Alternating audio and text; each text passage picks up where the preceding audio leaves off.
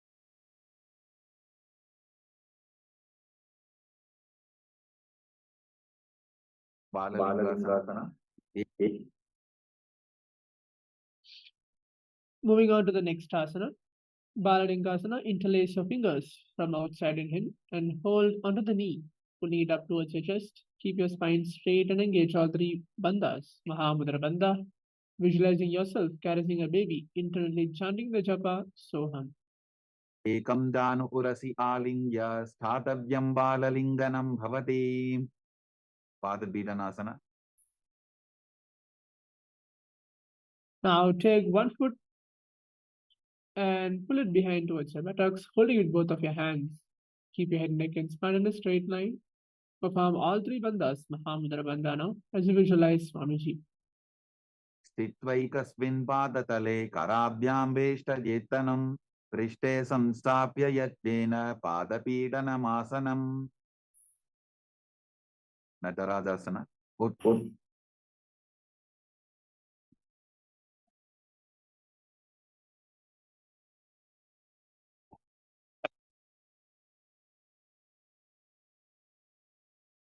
Now with your respective hand, hold onto the sole of your foot from the inside. Extend the opposite hand forward with your index and thumbs together. Simultaneously kick and pull the foot back and up while leaning forward in Bindu Mudra. Engage Moola Bandha as you visualize yourself as Lord Nataraja. Tanapadam krauncham cha marichim veerabhadrakam natarajam trikonam cha standushta prasarane. Balalingasana. Now let's perform Balalingasana on the other side. Ekam janu urasi alingya sthatavyam balalingaram bhavati. Padabhidanasana. Now let's perform Padabhidana as well on the other side as you visualize Swamiji in your inner space. Sthitvaikasmin padatale karabhyam veshtajetanam prishte samstapya yatnena padapidanamasana. Natarajasana. And perform Natarajasana as well on the other side as you lean forward. Kick your pull and foot back up while leaning forward in Bindu Mudra as you visualize yourself as Lord Nataraja.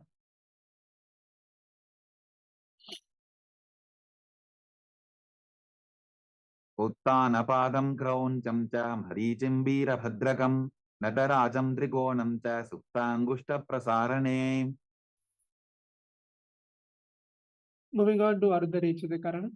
Now get to the posture of Arimandi, which is the heels together, toes pointing outwards and knees bent. Bring your right foot behind the other with your toes down and heel up. Keep your left hand on the chest and extend the opposite arm out wide like a pendulum and bring it back towards your chest. While your arm swings, move the fingers one by one inwards towards the palm and then outwards. Place your right hand over the nose, uncross the ankles and repeat this on the other side.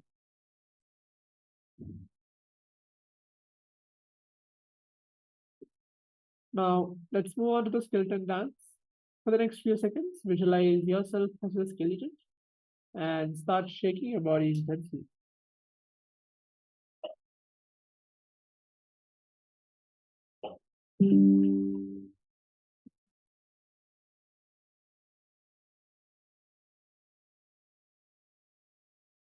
Moving on to Kadachina Karana.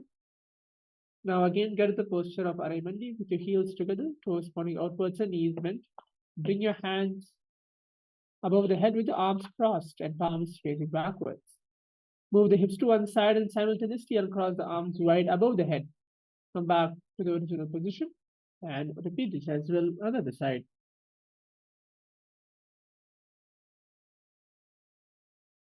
Tadasana. Now stand tall on the tips of your toes and raise your hands up above your head beside your ears. Engage all three bandhas, Mahamudra Bandha, visualizing yourself as a palm tree, internally chanting the new japa Shivoham. Mahamudra baddha punau tadasana vibhetakan vinotanam sada puryadantarvatni padipriyam. Tanasana. Now from a standing position, lean forward and down, bringing your hands flat on the ground. Engage all three bandhas and bring your forehead towards the knee, visualizing Swamiji in your space. Mahamudra baddha punau tadasana vibhetakan vinotanam sada puryadantarvatni padipriyam.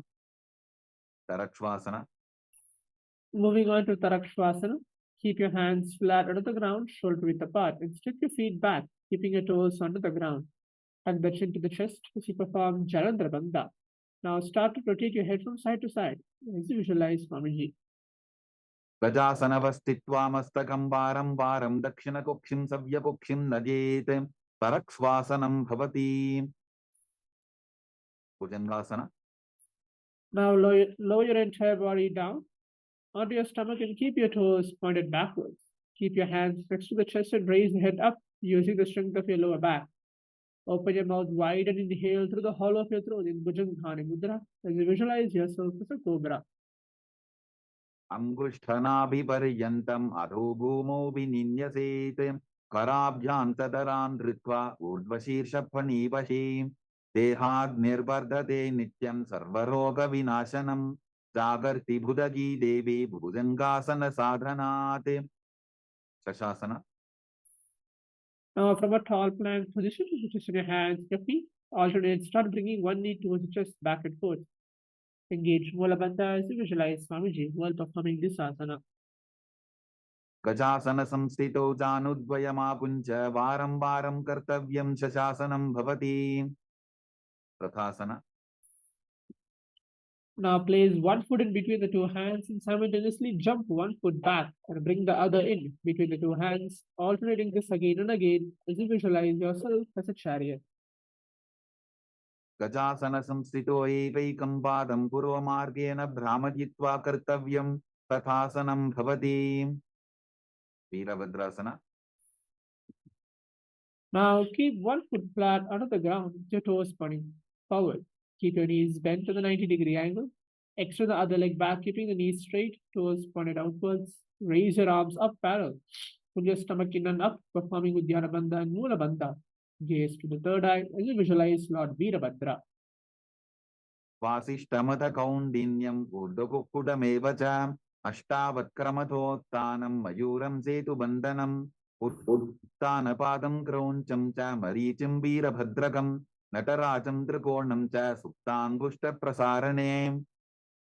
Virabhadrasana. Now again perform Veerabhadrasana on the other side as you visualize yourself as Lord Veerabhadra. वासिष्ठमथ कौण्डिन्यम् ऊर्ध्वकुक्कुटमेव च अष्टावक्क्रमथोत्थानं मयूरं सेतुबन्धनम् उत्थानपादं क्रौञ्चं च मरीचिं वीरभद्रकं नटराजं त्रिकोणं च सुप्ताङ्गुष्ठप्रसारणे. Vrikshasana. Moving on to Vrikshasana. Now stand tall and bring your one foot to your inner thigh. Bring your palms together and raise them up above your head, keeping your elbows straight. Pull your stomach in and up and gaze forward as you visualize tree. आमूरुमूलदेशे च याम्यं पादं दिधार्यतो तिष्ठेत्तु वृक्षवद्भूमौ वृक्षासनमिदं विदुः. Garudasana. Moving on to Garudasana. Is stand tall and place your one foot at the opposite hip. Bring your palms together in front of your heart center. Keep your standing leg as straight as possible as you visualize yourself as Lord Garuda. गरुडासनमावक्ष्ये येन ध्यानं स्थिरं भवेत् सर्वदोषाद्विनिर्मुक्तो भवतीह महाबली. एकपादमुरो बद्ध्वा एकपादेन दण्डवते जङ्घापादसन्धिदेशे जानुभ्यग्रं व्यवस्थितः. Vrikshasana. Now let's perform Vrikshasana on the other side. As stand tall and bring your one foot in at a time, visualizing yourself as a tree. Make sure you internally chant the japa Shivoham inside you.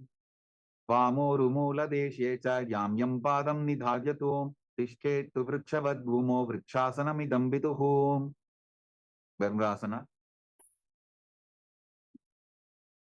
Now stand tall and place your one foot at the opposite hip and bring your palms together in front of your heart center as you visualize yourself as Lord Garuda. गरुडासनमावक्ष्ये येन ध्यानं स्थिरं भवेत् सर्वदोषाद्विनिर्मुक्तो भवतीह महाबली. एकपादमुरो बद्ध्वा एकपादेन दण्डवते जङ्घापादसन्धिदेशे जानुभ्यग्रं व्यवस्थितम्. त्रिकोणासन. उत्थान.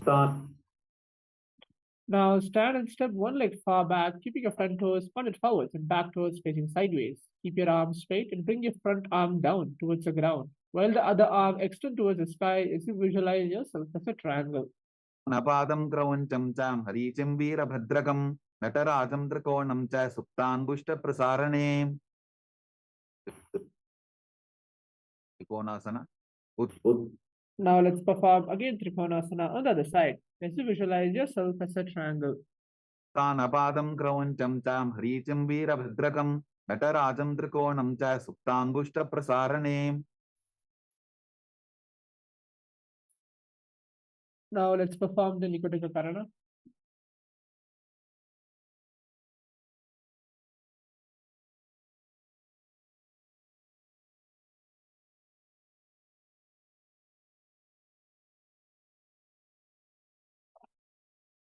गुष्टासन Now lower on the tips of your toes, placing your perineum on your back of your heels. Keep your knees and palms together in Namaskara Mudra. Engage Mula Bandha. We're going to perform the Brahmari Pranayama for the next few asanas, internally chanting the new japa Sadashivoham.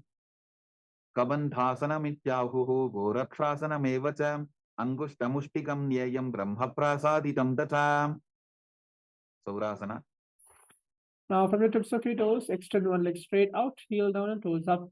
Keep your fingers down on the ground by the sides, with your palms facing forward in Varamudra. Visualize Swamiji as you internally chant the japa Sadashivoham.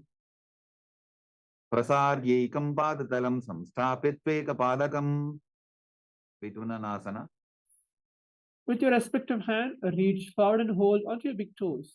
With the index and middle fingers in Prana Mudra, keep your opposite hand on your back heel as you visualize Swamiji. Continue to perform the Brahmari Pranayama.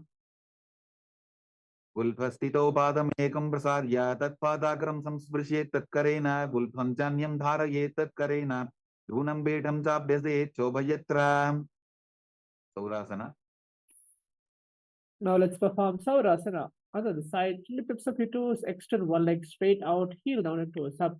Keep your fingers down on the ground by the sides with your palms facing forward. प्रसार्यैकं पादतलं संस्थाप्यत्वेकपादकं विधुननासन With your respective hand, reach forward and hold onto your big toe with your index and middle fingers as you visualize Swamiji in your space. गुल्फस्थितो पादमेकं प्रसाद्य तत्पादाग्रं संस्पृशेत् तत्करेण गुल्फं चान्यं धारयेत् तत्करेण धूनं पीठं चाभ्यसेत् शोभयत्र ब्रह्मचुरं कुशासन Now keep your toes on the ground and place your perineum on top of your heels. Keep your gap between your legs and back of the hands resting on top of your knees. Tilt your head down and gaze to the gap between the palms as you visualize Swamiji. तोबू फणापानी होय वैसे AD तो बुदानी वैसे कोरपकतल्या की माहिली Ayush माहेरा शेमिली कपिलासन Now place your knees onto the ground with your toes tucked behind. Rest your hands on top of the thighs. Pull your stomach in and up, performing the Dhyana Bandha and Mula Bandha. Gaze to the tip of the nose as you visualize yourself as Sage Kapila Muni. उभय पकथली समठहरावे तिनको माहिली core मिलावे फनापानी cooker होय वैसे AD तो बूजोनी निवैसे भद्रकोरकासन From the same posture, just switch the gaze to your third eye as you visualize Swamiji.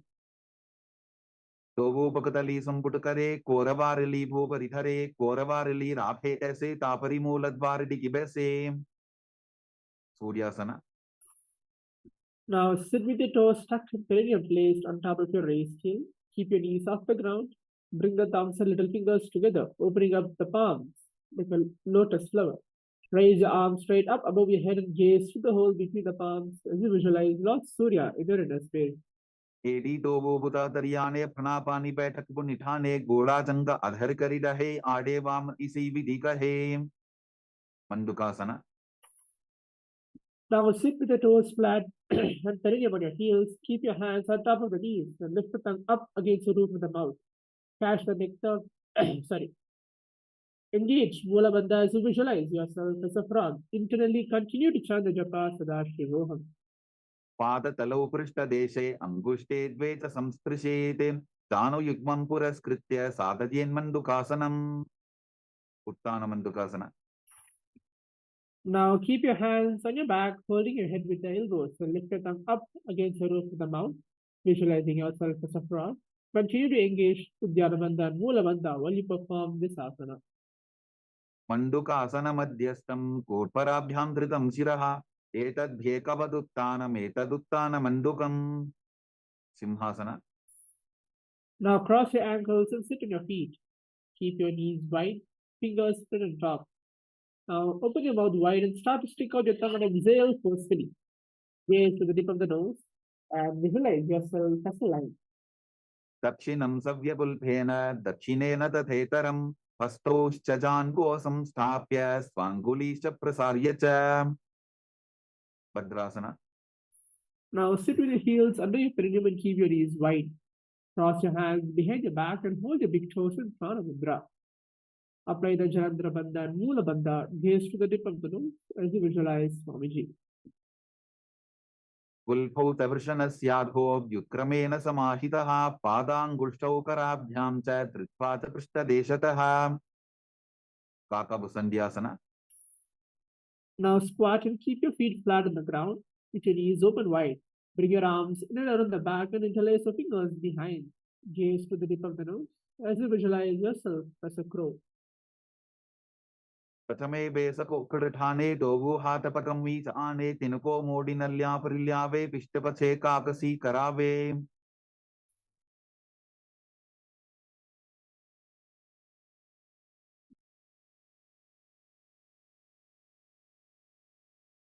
Kanipoasana. Now place your palms on the floor, shoulder width apart. Bring your knees to the back of your arms towards your armpits. Lean your chin forward and down and gaze ahead as you visualize Swamiji. Asana Koguna Ashidashita Hoyi to Achi Hoyi. Kapalyasana. Now place your hands onto the ground, shoulder width apart. Bring your top of your head onto the ground, forming a triangle between your hands and your head. Bring your knees under the elbows, hips over your shoulders, and slowly straighten your legs up as you visualize Swamiji. Tishasisha Dharti Teki Pabudo Miliva Ucha Bukare. Pashamairasana. Now squat on your toes with your legs together. Twist the body in place, both your hands to one side, aligning your elbows with your knee and your hip. Lean onto the arms and get your balance. Extend your legs to the side and gaze to the third eye as you visualize yourself as a peacock. Mayuram Dandavat Kuryan Mayuram Dandanamakam Kuryan Mayuram Pashvavyam Mayura Pashvanamakam. Pashamairasana. Now repeat the Paramashivoham as well on the other side. Make sure you internally chant the japa Paramashivoham as you visualize yourself as a peacock.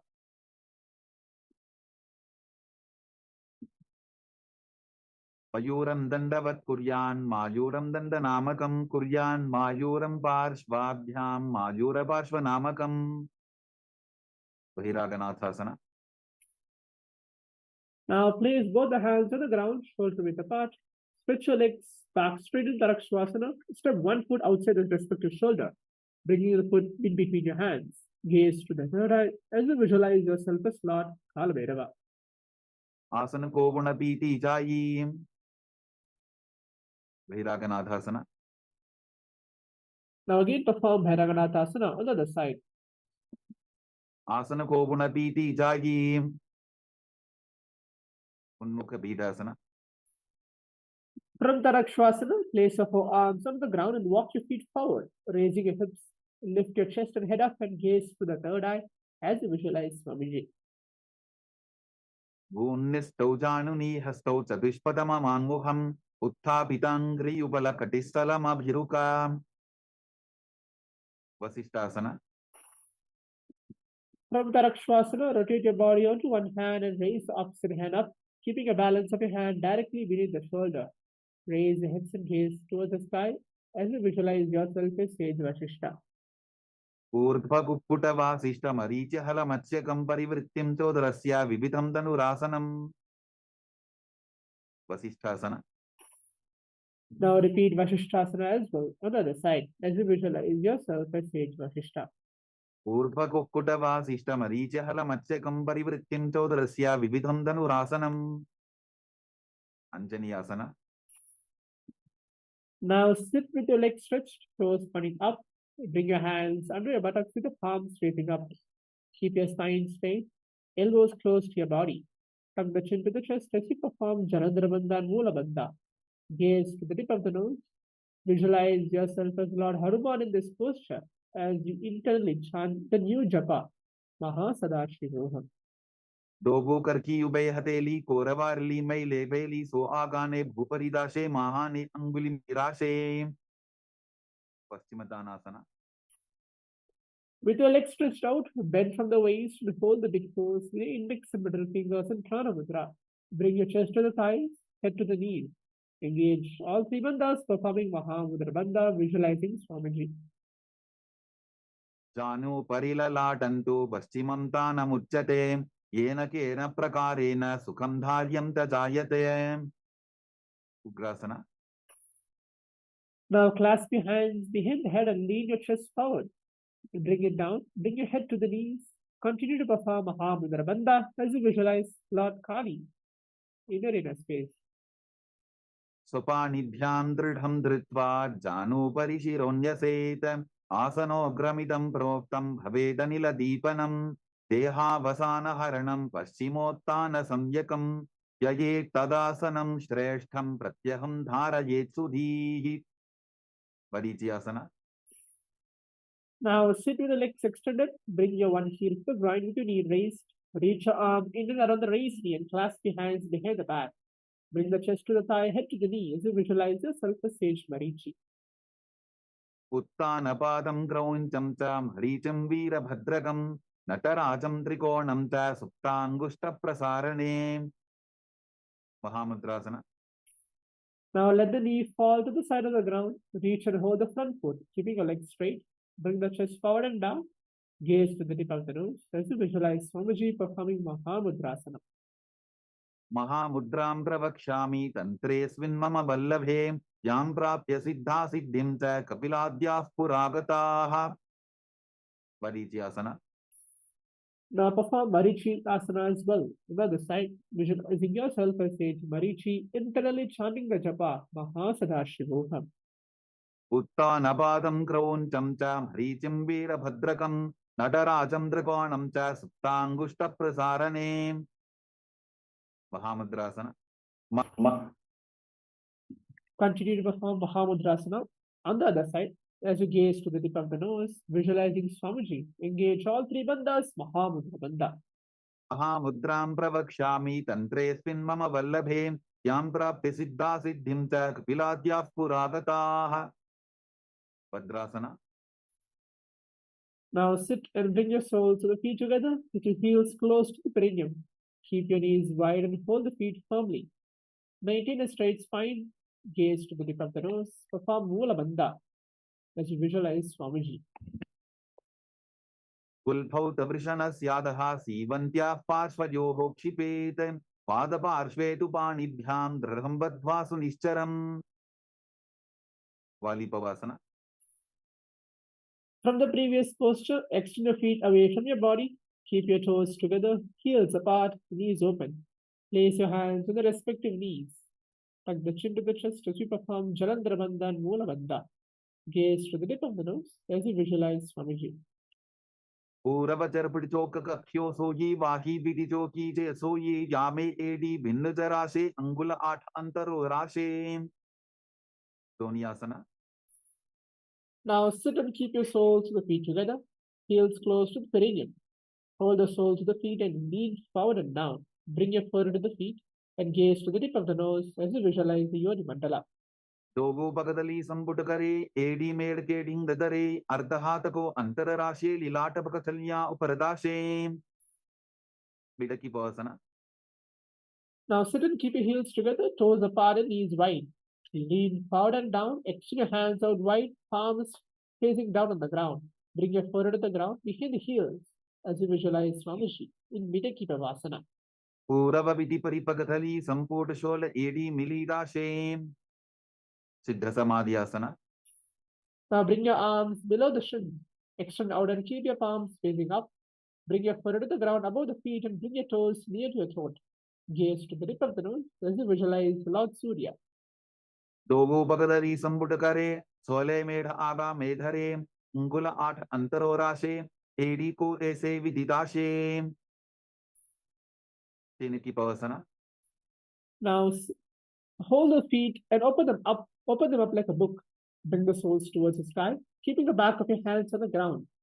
Press your elbows under the thighs towards the knees and gaze to the tip of the nose as you visualize Swamiji. दोगो बका की AD धरती मगिवा मेढ़ रगावे. Karpura Chokasana. Now place your hands on the respective knees and gently press them down. Pull your stomach in and up, performing Uddiyana Bandha and Mula Bandha. Gaze to the third eye as you visualize Swamiji. दोगो बगदली संबुट धारे आबा ने कैजारे पसारे गोरा भूसो लगता राशे हाथ दोगो गोरा परिदाशे.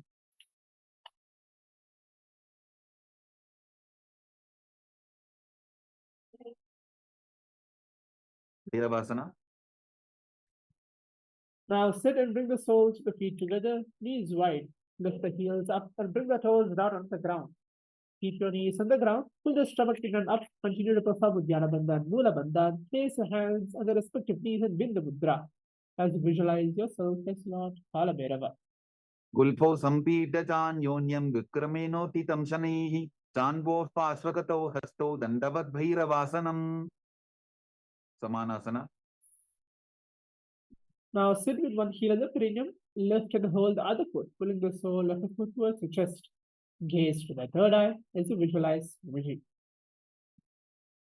समानासनमावक्ष्ये सिद्धमन्त्रादिसाधनात् एकपादमरो दत्वा गुह्योऽन्यलिङ्गवक्त्रके. Svanasana. Sit and place your one leg on top of your respective shoulder. Raise the other foot upwards and keep it straight. Keep your hands on the ground to the sides and gaze to the third eye as you visualize Swamiji, internally chanting the japa Mahasadashivoham. केवलं पादमेकञ्च स्कन्धे चारोपे यत्ततः एकपादेन गगने तिष्ठे तदण्डवक्त्रभोन्. Samanasana. Now let's repeat Samanasana as well on the other side as you visualize Swamiji entering a space, internally chanting the japa Mahasadashivoham. समानासनमावक्ष्ये सिद्धमन्त्रादिसाधनात् एकपादमरो दत्वा गुह्योऽन्यलिङ्गवक्त्रके. Apanasana. Now sit and place one leg on top of your respective shoulder. Raise your other foot upwards and keep it straight as you visualize Swamiji in Apanasana. केवलं पादमेकञ्च स्कन्धे चारोपे यत्ततः एकपादेन गगने तिष्ठे तदण्डवक्त्रभोन्. Omkhasana. Now sit and cross one leg over the other, aligning the knees at the center of your body. With your feet by the opposite hips, place both of hands on top of your stacked knees. Engage Mula Bandha. Let's perform the new pranayama, the Sikkari pranayama, visualizing the face of a cow, internally chanting the new japa, Om Nityanandoham. तव्ये दक्षिणबुल्फन्तो पृष्ठपार्श्वे नियोजयेत् दक्षिणेऽपि तथा सद्यं गोमुखं गोमुखं यथा. Anasuyasana. From Gomukhasana, hold the big toes with the index and middle fingers in Prana Mudra. Now relax your shoulders and pull your stomach in and up as you perform Uddiyana Bandha and Mula Bandha. Gaze to the tip of the nose as you visualize yourself as Rishikanusya. दक्षिण गोडो नीचो ठाने बाबोता के ऊपर आने गोडा संधि मिलावे भारी आडा पद बुनिदे संधि पसारी. Anusuyasana 2. From the previous posture,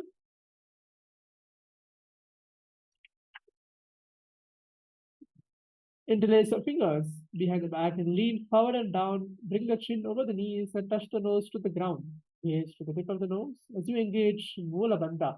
Again, continue to visualize yourself as Rishikanusya.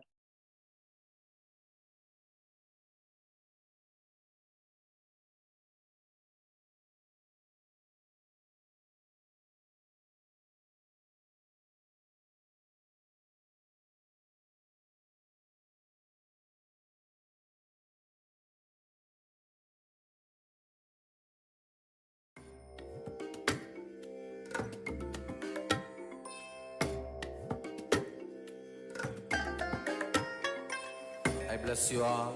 Let you all open all your three eyes and manifest the powers of Mahasudashiva. Om Nityananda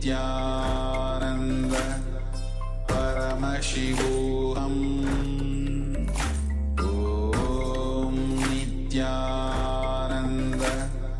Paramashivoham. Om Nityananda.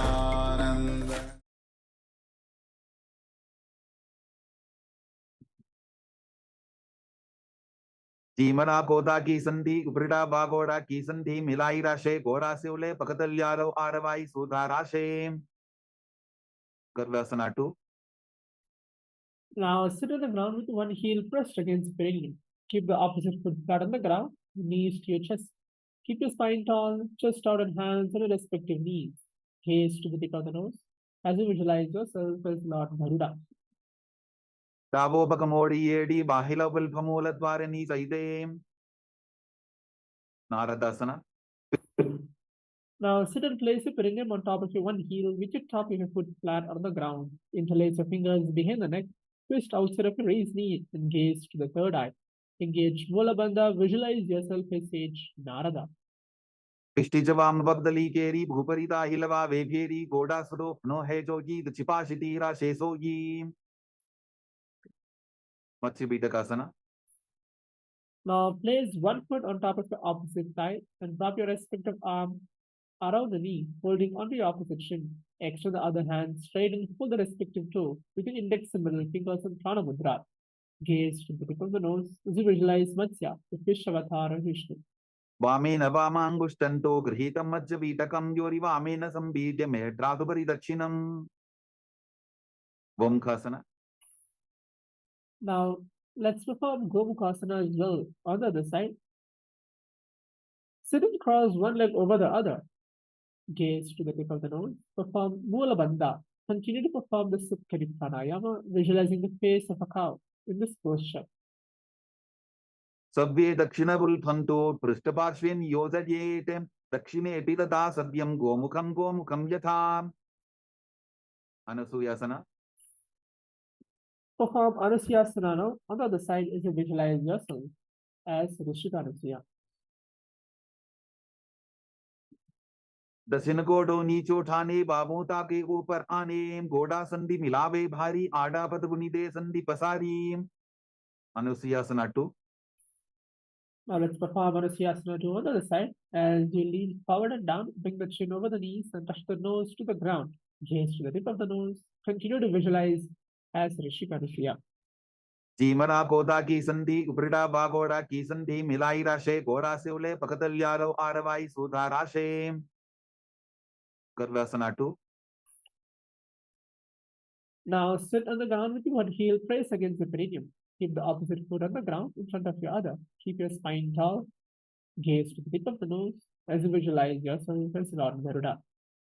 Davobhakamodi Yedi Bahila Vilpamooladvarani Saide Naradasana. Now sit and place your perineum on top of your one heel. Place the opposite foot on the ground in front of your opposite. Keep interlace your fingers behind your neck and twist outside of your raised knee. Gaze to the third eye as you visualize yourself as sage Narada. Pishtijavam Bagdali Keri Bhuparita Hilava Vegeri Goda Suro No Hejogi the Chipashitira Shesogi Matsibidakasana. Now let's perform Matsya on the side as you visualize Matsya, the fish avatar of Vishnu, internally chanting the japa Om Nityanandoham. Vamena Vamangustanto Grihitam Majjavitakam Yori Vamena Sambidya Medratubari Dakshinam Matsendrasana.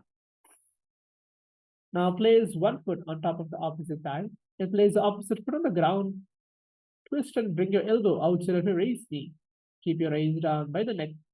Turn your head back and gaze to the third eye as you visualize Matsyendrana in this posture. Uderam Paschima Bhasam Kritva Tishtati Yattataha Nambrangam Vamapadam Hi Takshachanu Parinyaset Kubasana. From the previous posture, twist and bring your elbow outside of your raised knee and extend the hand down to the foot, keeping opposite hand on the respective ear. Continue to turn your head back and gaze to the third eye as you visualize yourself as a camel. आसन को गुण झोलो जाए. Matsyendrasana 2. Now twist and bring your elbow outside of your raised knee and extend your hand down to the foot, keeping your opposite hand on the ground. Continue to turn your head back and gaze to the third eye as you visualize Matsyendranath, internally chanting the japa from Nityanandoham. वत्सेन्द्रपीठं दडर प्रदीप्तिं प्रचण्डरपण्डलखण्डनास्त्रम् अभ्यासतः kundalini प्रबोधं दण्डस्थिरत्वं हि ददाति पुंसाम्. Padmasana.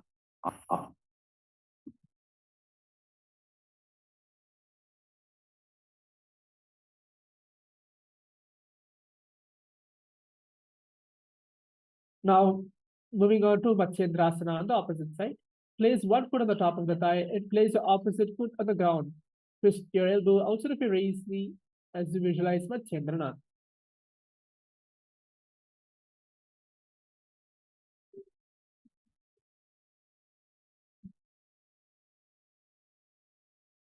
Moving on to Vipassana. Place one foot on the opposite thigh and place the opposite foot far on the ground. Visualizing yourself as a camel internally, chanting the japa Om Nityanandoham. Moving on to Matsyendrasana 2. As you place your opposite foot on the opposite thigh, twist and bring your elbow to raise knee. Continue to turn your head back and gaze to the third eye as you visualize Matsyendranath in this final sequence of this asana.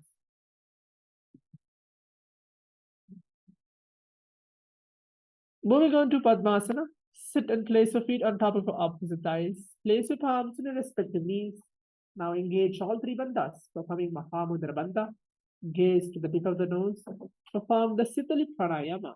In this posture, visualizing yourself as Lord Paramashiva, internally chanting the japa Om Nityananda Mahasadashivoham. आसनं द्विधं प्रोक्तं पद्मं वज्रासनं तथा ऊर्ध्वोरुपै चेत् धत्ते उभे पादतले यथा. Padmasana 2. Now sit and place your feet on top of the opposite thighs, cross your arms and hold onto your toes with the index and middle fingers in Prana Mudra. Gaze to the tip of the nose as you visualize yourself as Goddess Parvati. उत्तानौ चरणौ कृत्वा ऊरु संस्थौ प्रयत्ततः ऊरु मध्ये तथोत्तानो पानी कृत्वा तु तादृशो. Kukutasana. Now place your palms onto the ground between your two thighs and lift the body up slowly as you visualize yourself as a rooster. पद्मासनं सुसंस्थाप्य नान्वोरोरन्तरे करो निवेश्य भूमावासिष्ठे व्योमस्थः कुक्कुटासनः.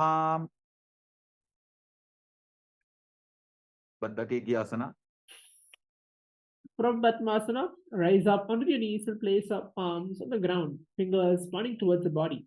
Keep your elbows together and pressed against the navel, and then lean forward and find your balance and extend knees off the ground as you visualize Swamiji.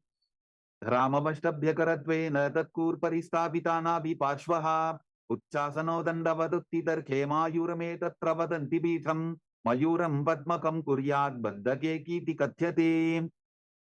Payurasana. While on your knees, place your palms onto the ground, fingers pointing towards your body. Again, keep your elbows together and pressed against your navel region, and then lean forward and find your balance. Now extend your legs up off the ground as you visualize yourself as a peacock. अथ वक्ष्ये महादेव मयूरासनमुत्तमं भूमौ निपात्य हस्तौ द्वौ कोत्परोपरि देहकम्. Makarasana. Now lay down onto your stomach with your feet pointing outwards and foot on the mat. Interlace your fingers behind your neck in Parashamudra. Engage Mulabandha as you visualize yourself as a crocodile, internally chanting the japa Om Nityananda Mahasadashivoham. अध्यासशेदे हृदयं निधाय भूमौ च पादौ च प्रसाद्यमानो शिरश्च धृत्वा करदण्डयुग्मे देहाग्निकारं मकरासनं तत्. Salabhasana. Now, as you lay down on your stomach, place your hands on the ground beside your chest. Raise the legs up, bring your thighs off the ground as you visualize yourself as locust. अध्यासशेदे करयुग्मवक्षो भूमिमवष्टभ्यकरयोस्तलाभ्यां पादौ च शून्ये च वितस्ति चोर्ध्वं वदन्ति पीठं शलभं मुनीन्द्राः. पुष्प्रासना. Now lay down on your stomach and bring your hands by your feet. Pull the feet down towards the ground. Keep it outside of your hips as you visualize yourself as a camel. अध्यासशेते पदयुग्मव्यस्तं पृष्ठेटिदायापि धृतं कराभ्याम् आकुञ्चयेत् सम्यक् उदरासेवाढमुष्प्रञ्च पीठं योगिनो वदन्ति Dhanurasana. From the previous asana, tighten the grip of your feet and kick your legs back and up. Simultaneously lift the chest up off the ground as you gaze the third eye, visualizing yourself as Paramashiva's bow. प्रसाद्य पादौ भुविदण्डरूपौ करोच पृष्ठे धृतपादयुग्मं कृत्वा धनुस्तुल्य विवर्तिताङ्गं निगद्य योगी धनुरासनं तत् padmasana. Sit between your heels and feet, flat with your head, neck, and spine in a straight line. Now place your palms on top of your thighs. Gaze to your third eye. Visualize Swamiji. Now internally chanting the new japa, Om Nityananda Paramashivoham, for the last 8 asanas. उल्टा मोड़ी बावतो वैसे बहुरोचुपति करे एक ऐसे पावन महिला बुल्पस होवु कुलापाशितीला वेसोवु वही आसना. तो From your knees, place your forearms on the ground, fingers interlocked, elbows shoulder width apart. Place top of your head on the ground, holding the back of your head with your hands. Walk your toes forward until your hips align with your shoulders. Lift the feet up, keeping the knees bent together against the chest and touching the chin. Gaze to the tip of the nose as you visualize Swamiji. हाथ की कहुनी जोगी पुनः कलाई जाने दोगी shirshasana. Lift the feet up and stack your hips on top of your shoulders, knees on top of your thighs, hips and ankles on top of your knees, and keep it straight. Gaze to the tip of the nose as you visualize Swamiji in Siddhasana. विपरीतं मण्डलं तद्विधैव विदितं हिनः दण्डासनं दिता प्रोक्तं विपरीतोपवेशने ओड्यासना.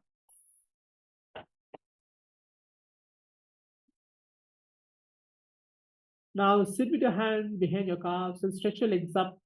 Bring your forehead to the knees and come to a vertical position with your legs. You're going to perform the Bhastrika Pranayama. Engage Mulabandha as you visualize Swamiji. दो वो हाथ पक बाहर आने गोरा तरे काकसी ठाने अंगुष्ठ पिंडली लगता धरे चरण उभे आकाश दिशी करे परिभाषना. Now sit erect the legs out and up at a 45-degree angle. Bring your hands behind and hold your opposite shoulders. Keep your chest upright as you visualize yourself as a mace.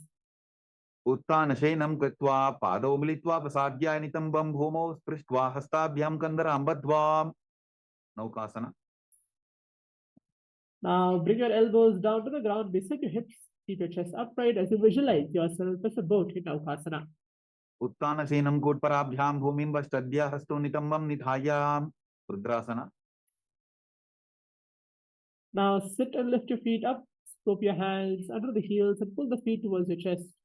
Keep your spine upright and gaze to the tip of the nose as you visualize yourself as Lord Rudra. संपूट करी हाथ से उपक उचाई पका का अंगूठा दो बोले वो परली का नीतालवे उन्मुख बीतासना. Now lay down back with the feet flat on the ground. Place your palms down and fingers just touching back of your heels. Lift your hips up high, pressing the feet onto the ground. Perform Janandara Bandha and Mula Bandha. Gaze to the tip of the nose. Visualize Swamiji as you internally chant the japa Om Nityananda Paramashivoham. ऊर्ध्वे तजानुनी कृत्वा चवित्वोर्ध्वमुखं तथा उत्थाप्य हस्तौ तिष्ठेत्तु पीठ उन्मुखनामके शवासना. Now lay down on your back with the palms facing upwards. Completely unclench your whole body from any micro movements from your body and mind. Let the body remain dead. Visualize the Supreme Pontiff of Hinduism, Swamiji. He is liberating you from everything. Perform the Shakti Charan Mudra to see your Kundalini is flowing from your Sahasrara Chakra. Internally chanting the japa Om Nityananda Paramashivoham. अनं शववद् भूमौ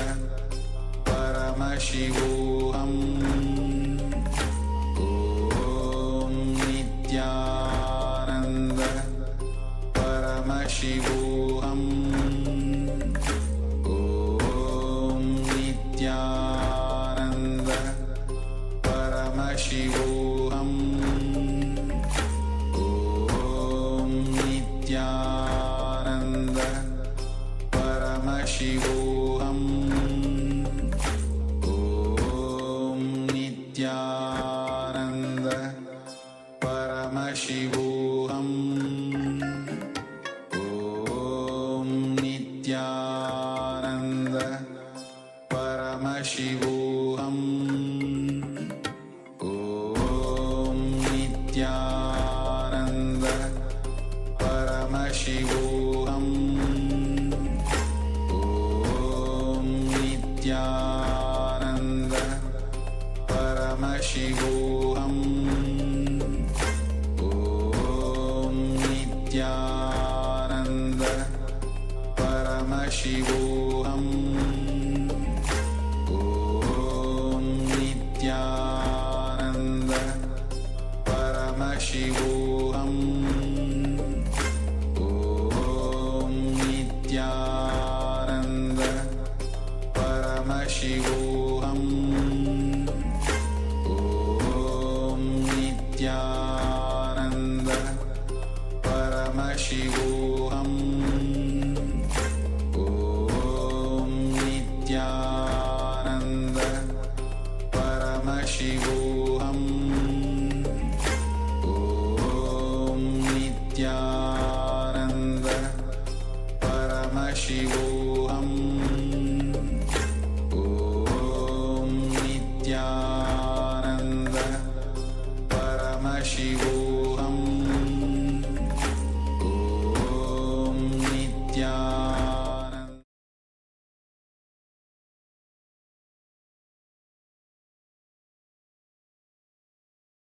Now slowly come back to your physical body. Start to move your toes, fingers, wrists, your knees.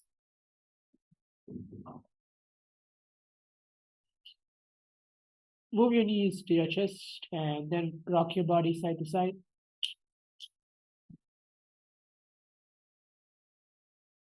Come back to the seated posture on your yoga mats. As you can congratulate yourself, you've finished the first 108 asanas in the sequence, entering into the Dvitiya Vinyasa Krama.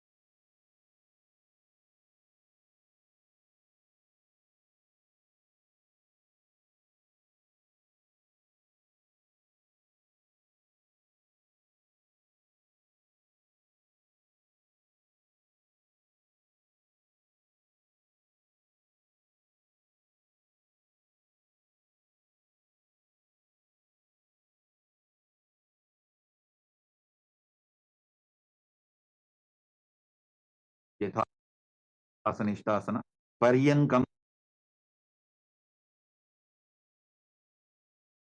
Tatsamat.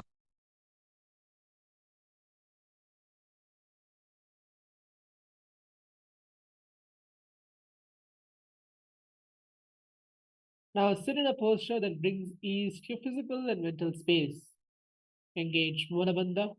Place your hands in Bindu Mudra on top of your respective knees. Visualize Swamiji as throughout this entire sequence, you'll be chanting Nijapa internally. Om Nityananda Paramashivoham.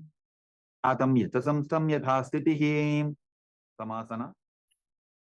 Now sit cross-legged.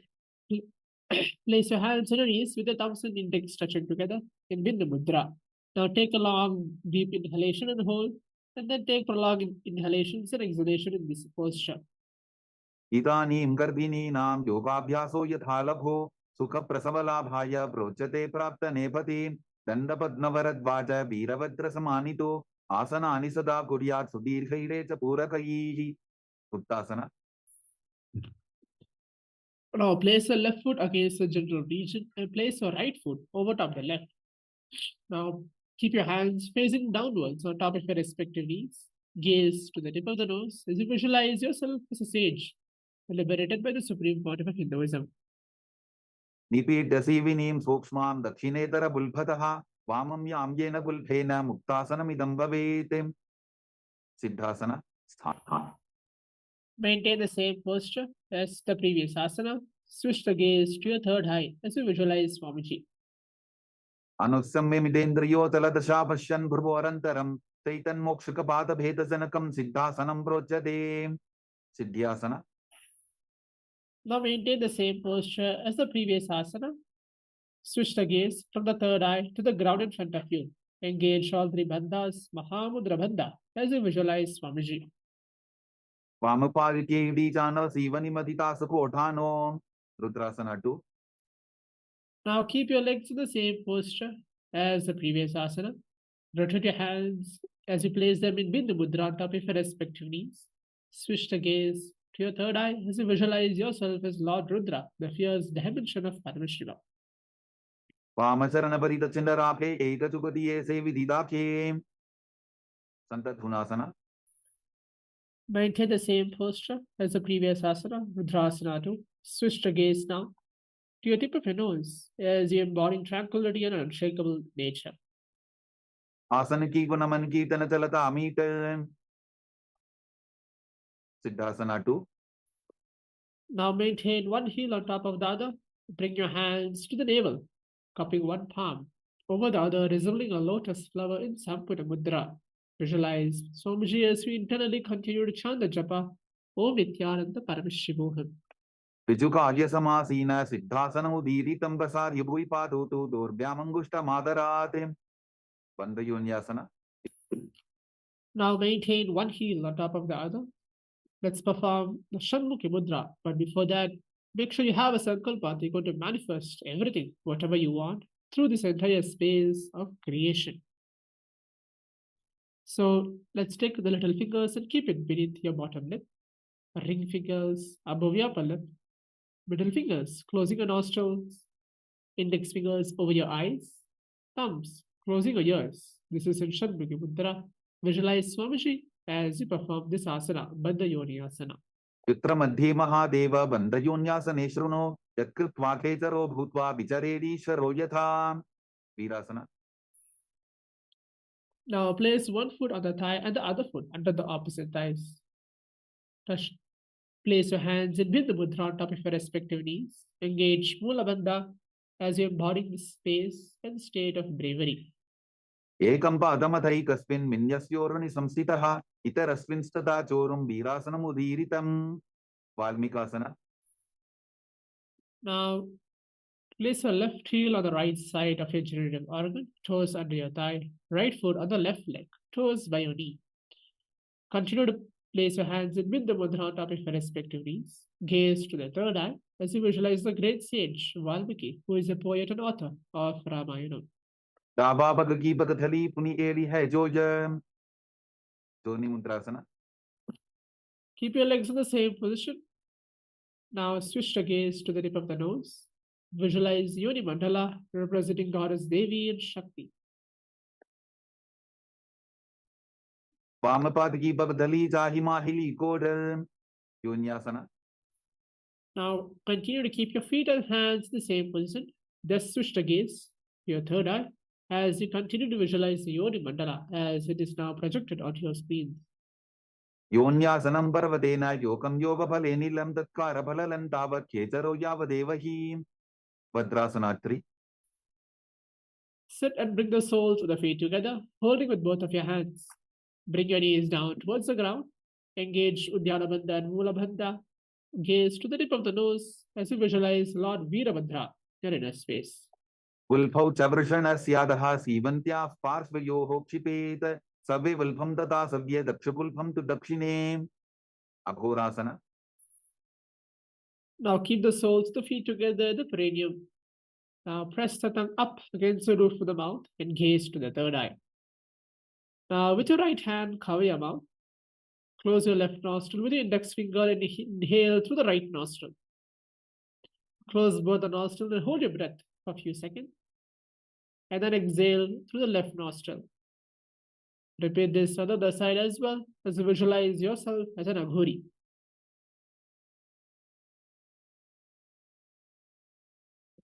Purvaka ho Vishrika Jogi, Vahi Vidhi Joki Je Sogi, Kaneri Pavasana.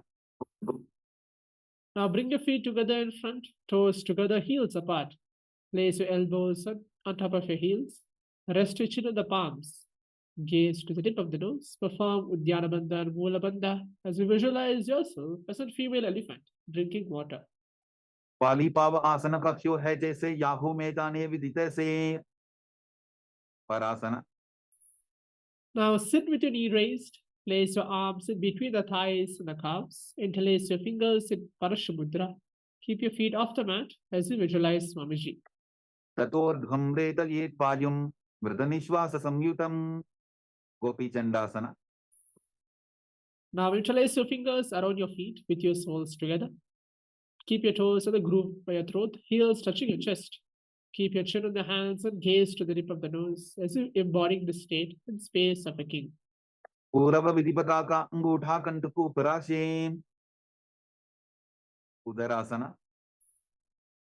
Now sit with the soles of the feet together.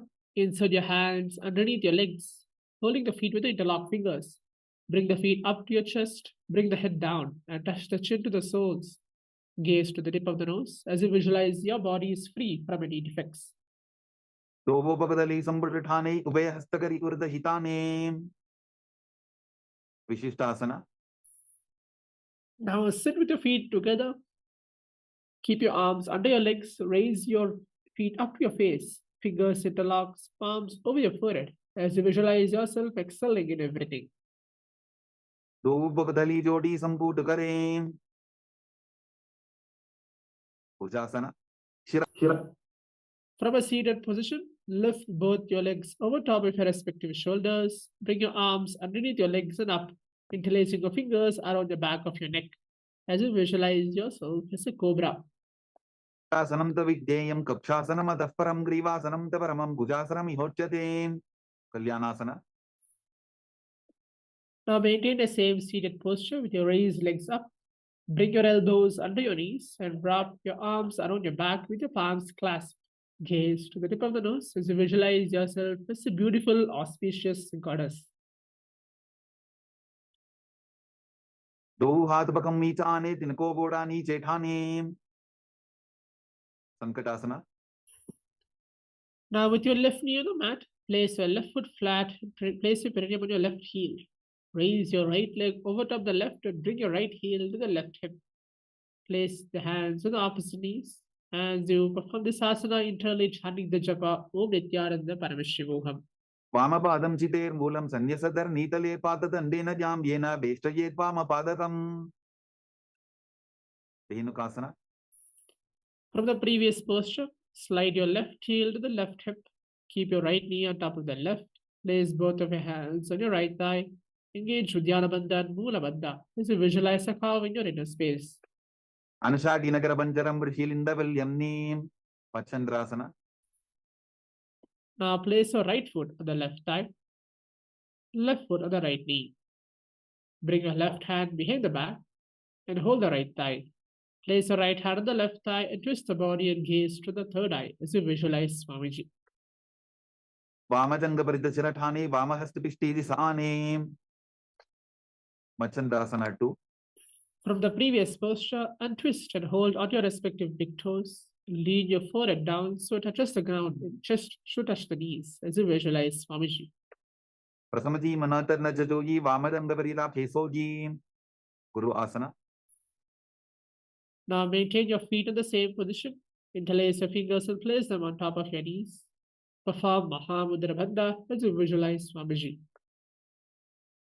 Puramole Drabada Sekanitika Pradesh Vulpam Samstapya. Sankatasana. Now, with your right knee on the mat, place your right foot flat and place your perineum on your raised heel.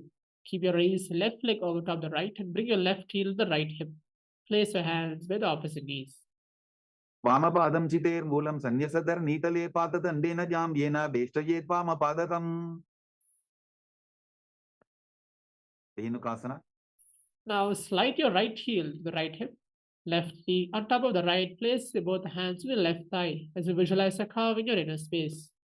Anushaginagarabanjaram vrihilindavalyamnim. Pachandrasana.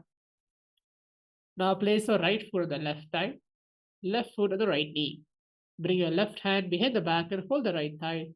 Place the right hand on the left thigh and twist the body and gaze to the third eye, visualizing Swamiji.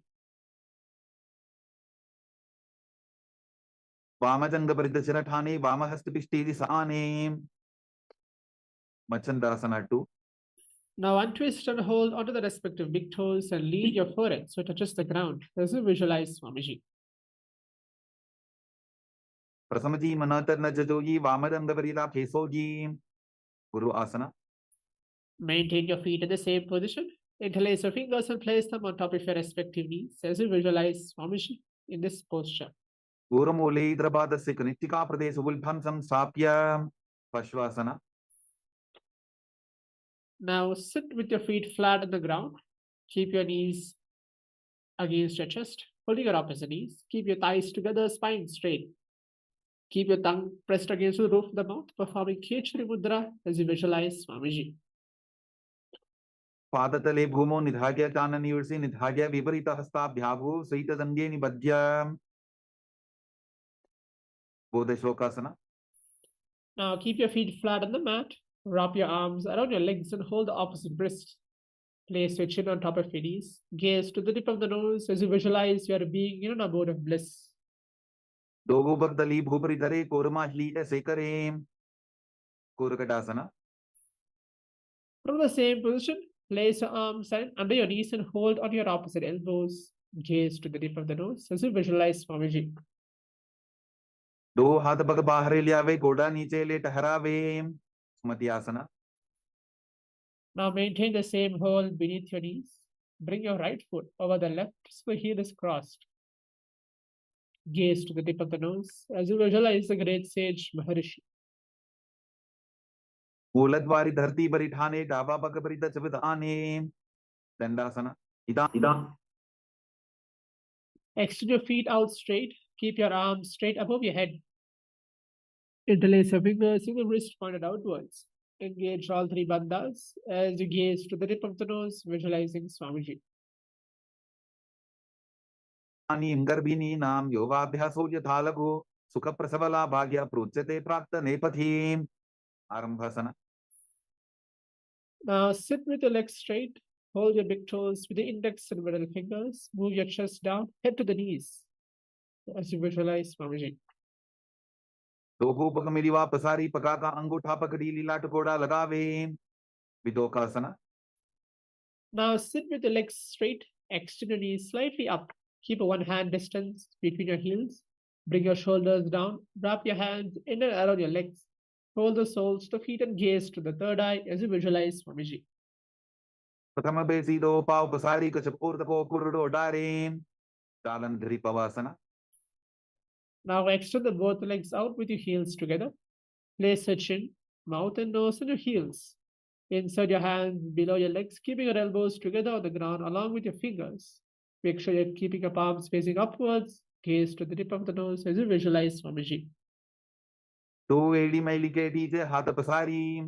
Utu Pichimatanasana. Now sit and extend both legs out. Lift one foot behind the neck as you lean forward and down as you perform Paschimottanasana, visualizing Swamiji, internally chanting the japa Om Nityananda Paramashivoham.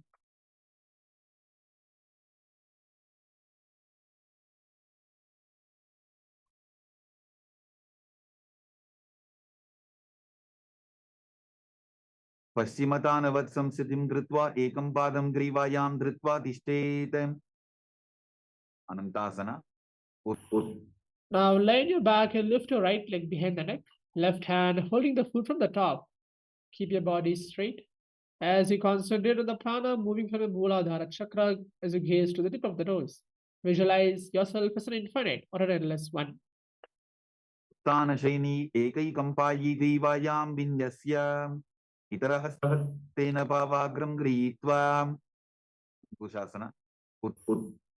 From the previous posture, rest on the elbow of your hand holding your foot. Now feel that you are in complete control as you gaze to the tip of the nose in Ankushasana.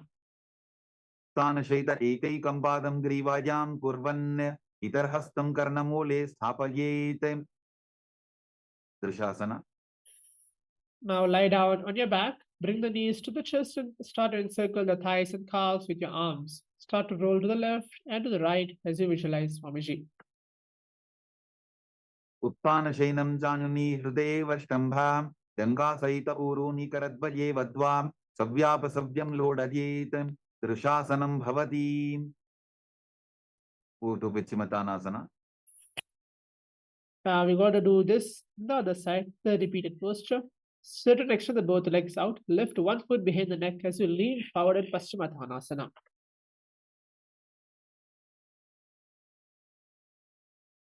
Now moving on to Anantasana. Lie on your back and lift your right leg behind the neck. Left hand holding your foot from the top. Keep your body straight as you visualize yourself as an endless one. And moving on to Ankushasana. Rest on the elbow of your hand, holding your foot, and consider the prana moving from your Mooladhara chakra as you feel that you're in complete control.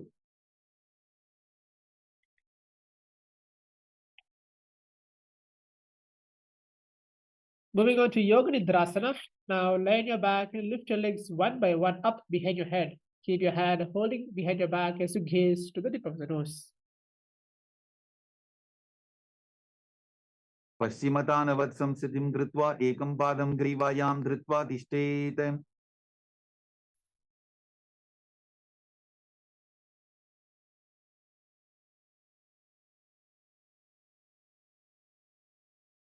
अनन्तासना.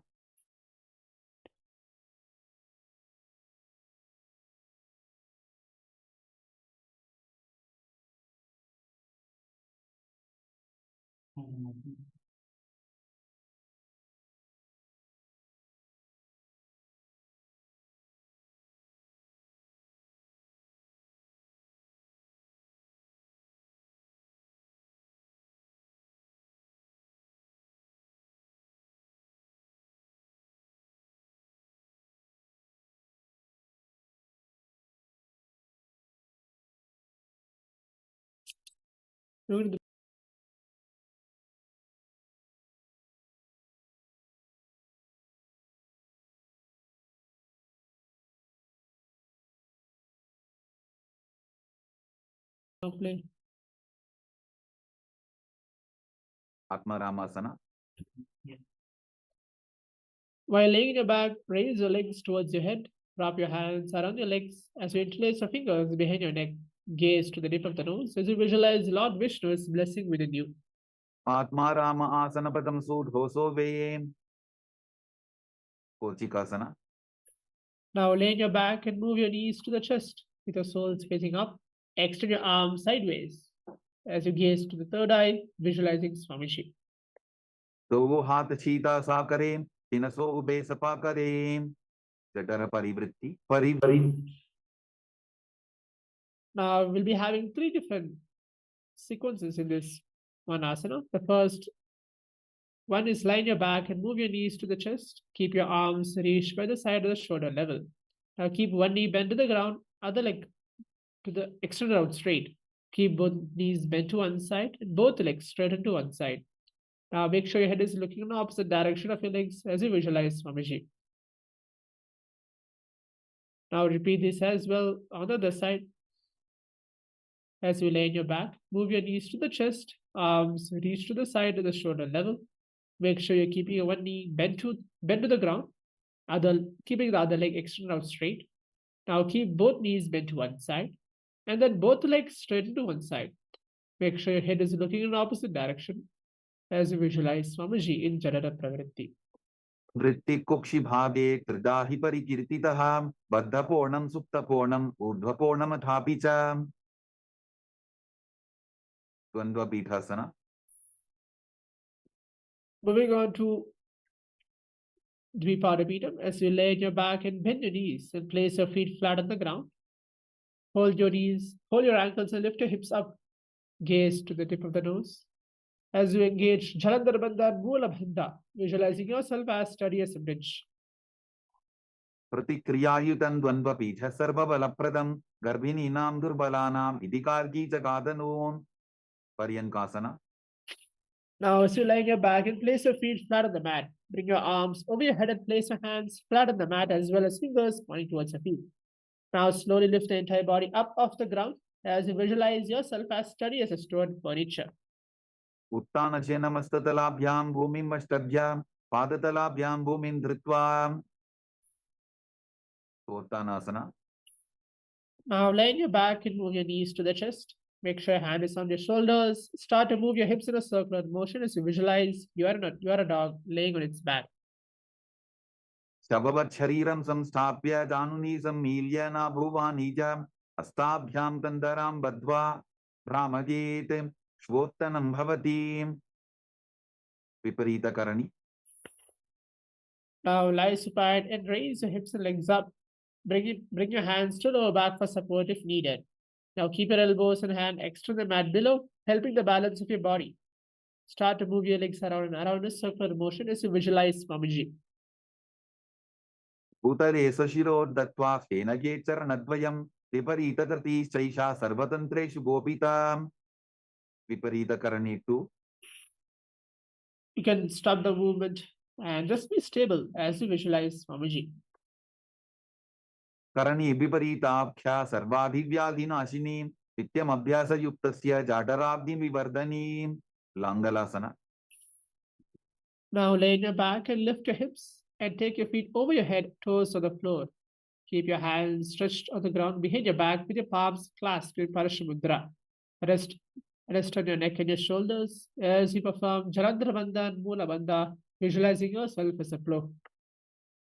नरकासने स्थित्वा नासिका प्रदेशे भूमौ पादपृष्ठे स्थाप्य हस्तद्वयं सम्मील्य लम्बीकुर्यात् ग्रीवा प्रदेशेन भूमिं कर्षयेत्. लांगलासनं भवति. शैतपश्चिमतानासना. Now keep your legs over your head, toes pointed on the ground. Move your thighs to the chest, hold your toes. Keep your arms and legs straight, as this is one of the 84 different asanas directly revealed by Paramashiva himself. तानं शयित्वात् कुर्वीत शैतपश्चिमतानकं. सुप्तकोणासना. In the same position, spread your legs wide apart, keeping your hips above your shoulders as you visualize Swamiji in Supta Konasana. परिवृत्ति कुक्षि भागे त्रिदाहि परिकीर्तितः बद्धकोणं सुप्तकोणं ऊर्ध्वकोणमथापि च. Chakrasana. Now bring your legs over top of your head, toes on the ground. Hold your ankles and keeping your knees straight. Now roll backwards in your back, keeping your legs straight as you visualize yourself as a chakra, wheel. शवासनस्तद्वो पादो कुर्यान्मस्तकतः परो युत्क्रमेण ततः शीघ्रमेतत् सर्वस्य साधनम्. सुप्तप्रसरितपादाङ्गुष्ठासना. Now lay on your back and keep your legs in a vertical posture. Hold your big toes in Prana Mudra. Open your legs wide as you visualize Swamiji. उत्तानपादं क्रौञ्चं च मरीचिम्बीरभद्रकं नटराजन्द्रिकोणं च सुप्ताङ्गुष्ठप्रसारणे. सुप्तपादाङ्गुष्ठासना. Now lie on your back with your legs extended straight up. Now hold your big toes in Prana Mudra as you visualize Swamiji. उत्तानपादं क्रौञ्चं च मरीचिम्बीरभद्रकं नटराजन्द्रिकोणं च सुप्ताङ्गुष्ठप्रसारणे. मत्स्यासना.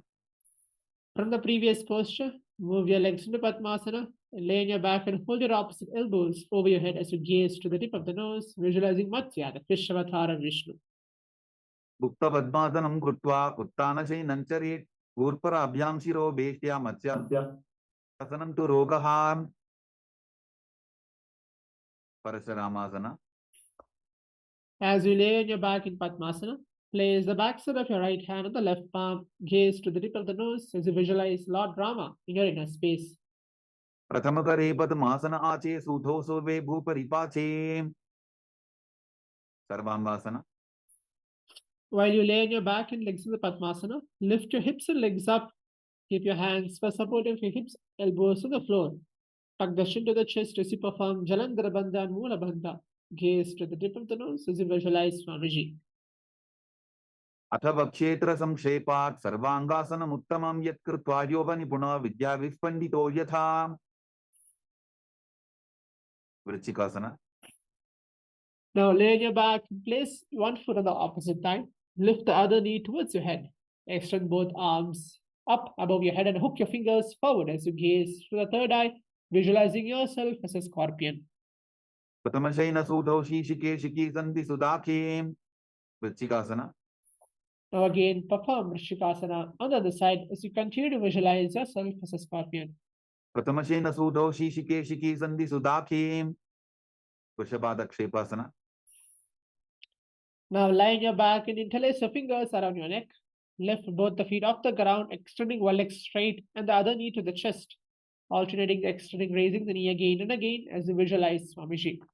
उत्तानशयनं कृत्वा अन्वलिभिकन्दराम्बद्वा पूर्वपरो मिलित्वा नितम्बेन भूमिं स्पृष्ट्वा.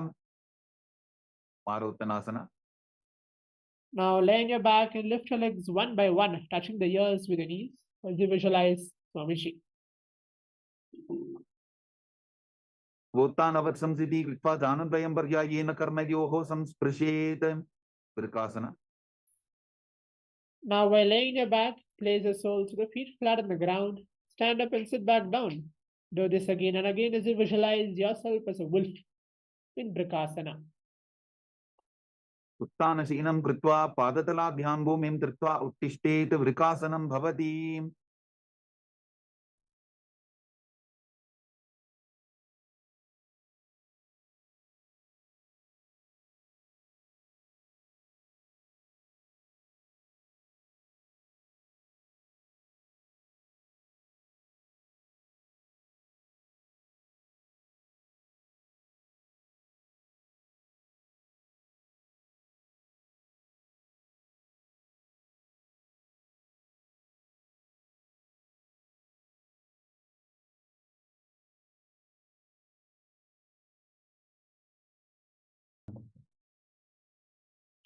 Moving on to Luthasana. Now lay on your back and quickly throw the legs above your head. Finish in the prone position. Repeat this again and again as you visualize Swamiji. लूढासना. उत्तानशयनं पादौ शिर उल्लङ्घ्य भूमौ स्थापयित्वा निब्जं भूयादि निब्जं शयनं. सरठासना. Now lie on your belly with your toes extended, hands on the ground by your shoulders. Now contract your lips and make sound like a flute, whistling while inhaling. Visualize you're carrying warriors into a battle for dharma on your chariot back. निब्जं शयनं कृत्वा नाभिं भूमौ निधाय स्तम्भद्धस्ताभ्यां भूमिं वष्टभ्य ओष्ठौ निमील्य वेणुवत्सं कृत्य तिष्ठेत्. सरठासनं भवति. देहल्युल्लङ्घनासना. Now place your palms on the mat in a plank position. Jump your legs forward and back between your arms. Do this as you feel yourself going beyond the body and mind. हस्तद्वयं बद्ध्वा तन्मध्यस्तनद्वयम् उद्दानैव बहिरानीय अतनजेत. देहल्युल्लङ्घनं भवति. जात्यासना. Now from a standing position, bend forward and place your hands on the mat. Walk back and forth as you visualize yourself as a wise 60-year-old elephant. अथ जात्यासनं वक्षे येन जातिस्परो भवेत्. हस्तान्ध्रिभूमौ च गमनम् आगमनं ततः. Moving on to Lolitika Karana. Now stand with your knees bent and feet pointing outwards.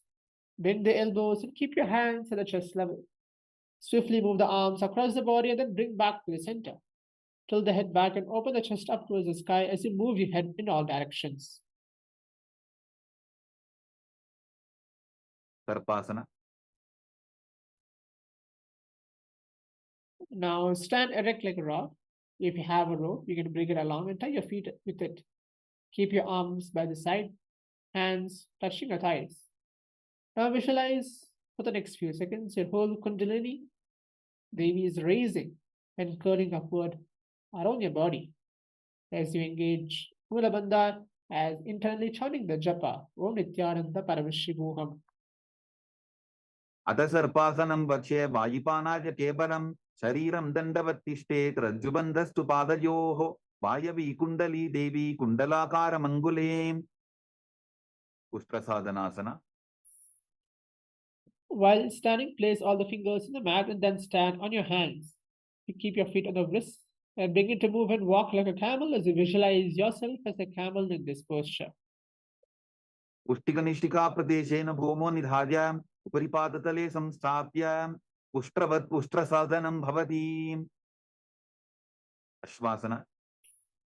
Again, while standing, place all the fingers on the mat and then stand on your hands. Now, keep your feet on the fists and begin to move and walk like a horse as you visualize yourself as a horse in this posture. पुष्टिकनिष्ठिका प्रदेशेन भूमो निधाय उपरिपादतले संस्थाप्य अश्ववत् शरीरं चलनीयम् अश्वासनं भवति. कपोतनिटकासना. Now stand straight with your feet together. Interlace your hands behind the back in Parashamudra and pull them down towards your calves. Open up your chest as you visualize yourself as a soaring bird diving. पादतले भूमो निधाय पृष्ठभागेन हस्तोजङ्गापर्यन्तं नीत्वा कपोतनिटकं भवति. Entering into Talapashpatam Karana. Now stand tall with your palms together in Namaskara Mudra. Gently bend the knees and keep your toes pointing outwards. Simultaneously open up the palms and raise one heel off the ground while lowering the waist and shoulder of the respective heel. Visualize you're holding and offering a bouquet of flowers to Paramashiva.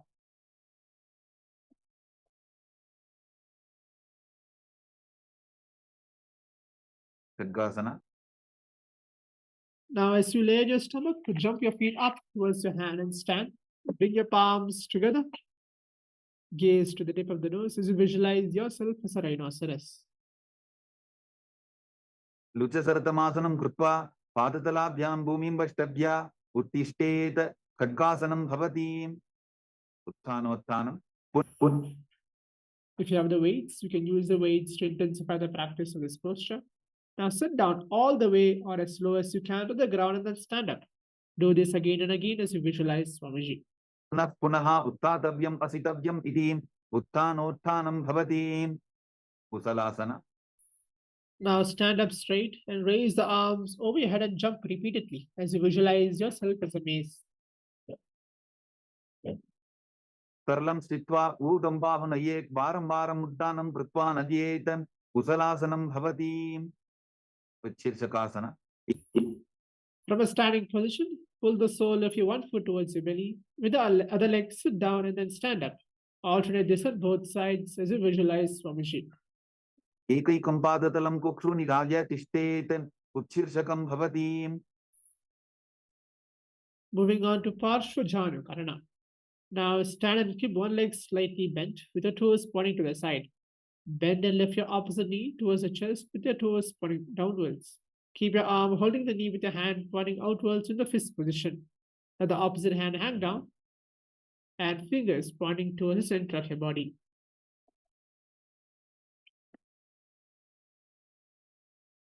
तांडवासना.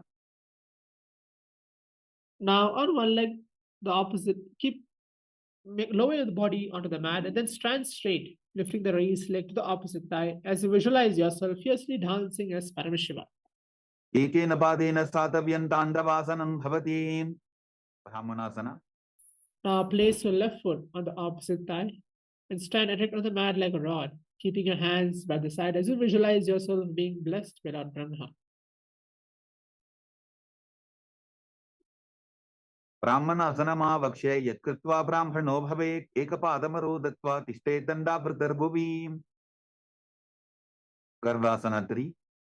Now stand tall and drop your left leg over and around the right knee.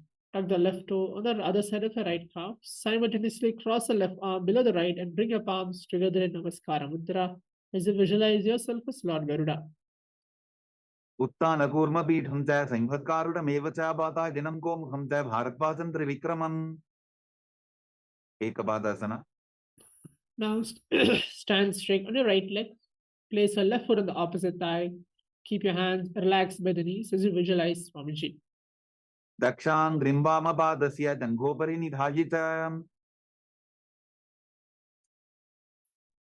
Now stand on your right leg. Hold the big toe of your left foot and straighten out to the side.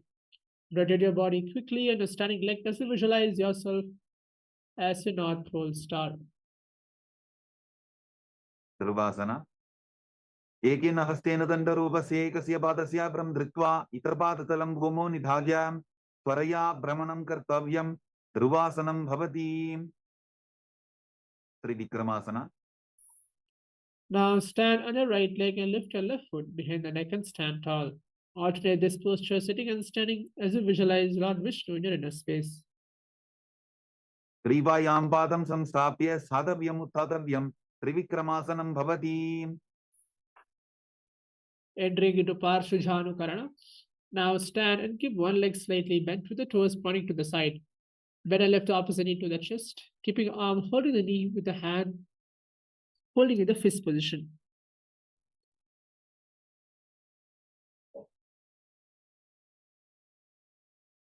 Andavasana.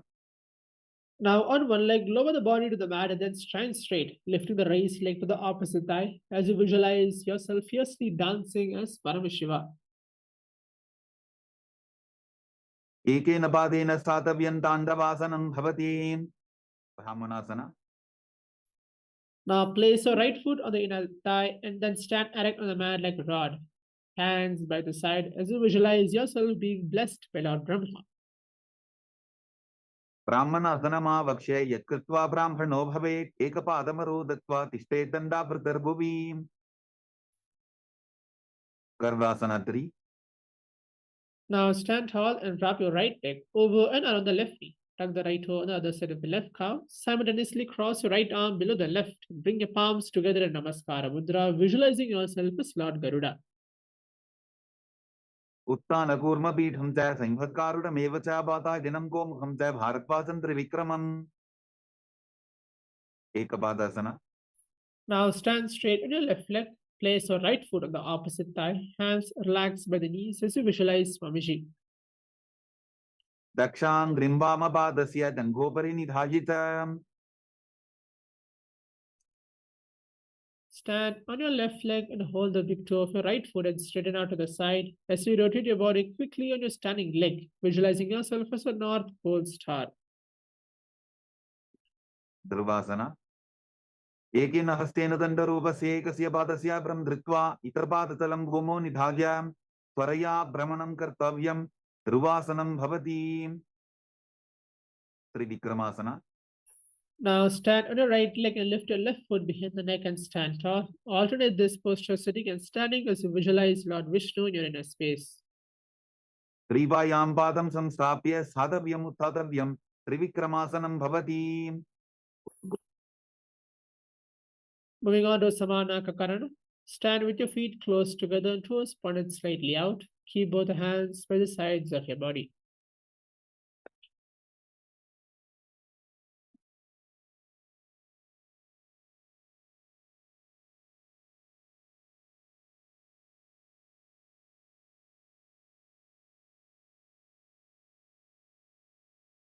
और कंदिलियासना.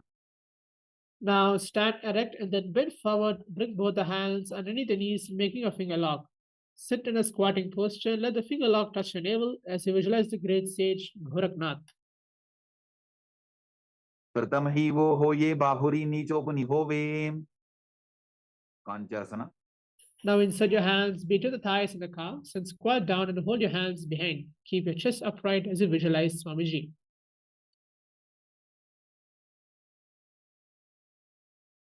ऊरुमध्यात् हस्तौ निवेश्य नितम्बं कृत्वा पादतलाभ्यां भूमिं अष्टभ्य. भृगुआसना. Now bring your feet together and sit in a squatting posture. Hold the hands to the back and sit upright. Gaze at the navel as you visualize Bhagavan Khalabhairava. दो बक की तलिया की माहिली को और मिला ही बना बानियों कर मोड़ वैसे. वराहासना. Now squat all the way down to the ground. Keep your feet together, toes apart. Bring your elbows up close to your head. Palms joined over the back, facing downwards, gaze to the tip of the nose as you visualize a bird, one of the incarnations of Mahavishnu. पाकगली की माहिली पोरी मिलाई फना बानियों कर वही से प्रबीतासना. Now keep your heels touching. Bring your hips to the same level as your knees. Let your hands hang down, fingertips touching the toes or the mat in front of you as you visualize Swamiji. वार्षिक त्वय सम्मील्य स्थित्वा नितमं दान प्रदेश आनीय तिष्ठे त्रिपीठासनं भवति. Bakasana. Now place your hands on the mat with your fingers wide. Place your knees on the back of your arms. Move your eyes forward and down as you visualize yourself as a crow. हस्ताभ्यामौनिमवष्टभ्य जानुद्वयं नाभौ सम्मील्य तुष्टांग कपालियासना. Now kneel down and move your head to the ground. You can use your palms spread for support as you raise your body on the head and move your legs into Padmasana posture as you visualize Swamiji. आसन कोवल कपार आछो होगी. उत्तासना. Now keep your toes flat, touching the opposite feet. Sit down between your feet. Let your heel come outside of your hips. Place your hands on your respective knees. Keep your spine straight. Gaze to the tip of the nose as you visualize you are sitting in a secret seat with Paramashiva and your Guru. जानो गोरंतरे पादो कृत्वा पादौ च गोपजेते. Vrikshasana 2. You can use your partner for this specific posture for support. Now, keep your hands on the ground, fingers wide. Lift the body up straight into handstand posture. Visualize you're a tree with a deep roots onto the ground. सत्य चक्रक्षालनाय वृक्षासन विशेषकांचन इंद्रियदा दाढ़ पुनभेदान समभ्यसेते. शिबुआसना. In the same handstand position, just gaze through your third eye and visualize the Tejas energies flowing through your third eye in this posture. दोगो बबजोड़ी माही कुल्फ मिलाये. मत्यासना 2. From Bakasana, jump your legs back onto the hands and feet, palms by the chest, body press off the mat. Push your body up and down again and again as you visualize yourself as a fish. नित्यं शयनं कुर्वरो पार्श्वभावाय मूर्तभृत्या हस्ततलाभ्यां भूमिं वष्टभ्या वारं वारम् उद्दानं कुर्यात् मत्स्यासनं भवति. सर्पासना 2. Now lie prone on your belly, hands by your hips. Extend your legs gently, toes pointed outwards. Lift your chest to the left and to the right like a snake and visualize and move your body like a snake as well. दिव्यं शयनं कृत्वा हस्तोनितमं संस्थाप्य पादोदीकीकृत्य सम्मीलयन् पुरससन्तव्यं सर्पासनं भवति. निदालम्बनासना. Now lie prone on your belly. Place your hands in Bandha Mudra, the lotus posture, holding the chin. Keep your legs straight, toes pointed together. Feel that you are self-supported and completely independent in this posture. कराभ्यां पंकजं कृत्वा तिष्ठेत् कुर्परयासुदी. मुखमुन्नमनुच्चायी निरालम्बनमासनं. निरालम्बनयोगी स्यान् निरालम्बनमासनं. निरालम्बनता ध्यानं निरालम्बनमासनं. सत्रासना. Now lie on your stomach and place your hands flat on the mat in front. Straighten your arms and bend your knees. Bring your feet towards your upper back and lift up your head and chest as you see yourself as an umbrella protecting your Guru from the sun rays. अर्ध्यासनौ स्थित्वा हस्तदलाभ्यां भूमिमष्टभ्य उन्नजाति. छत्रासनं भवति. वज्रासना. Now sit on your knees with the tops of your feet flat on the mat. Stretch your arms in front, palms facing down. Place your foot on the mat as you visualize your weapon of Indra, symbolizing indestructibility. इदानीं गर्भिणीनां योगाभ्यासो यथालघु सुतप्रसवलाभाय प्रोच्यते प्राप्तनेपथि. दण्डबद्धभरद्वाजय वीरभद्रसमानितो आसनानि सदा पुर्या सुदीर्घैरे च पूरपयैः. वेशासना. Now push your body up into Gajasana, which is on your hands and your feet with your hip raised. Alternating, start striking the ground with your hands as you experience yourself so powerful as a ram. Budhasan संस्थितो एकैकं बाहुं भूमौ तालयेत्.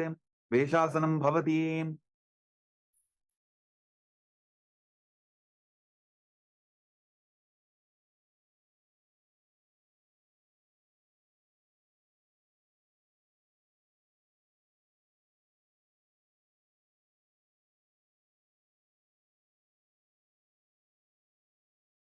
Ajasana.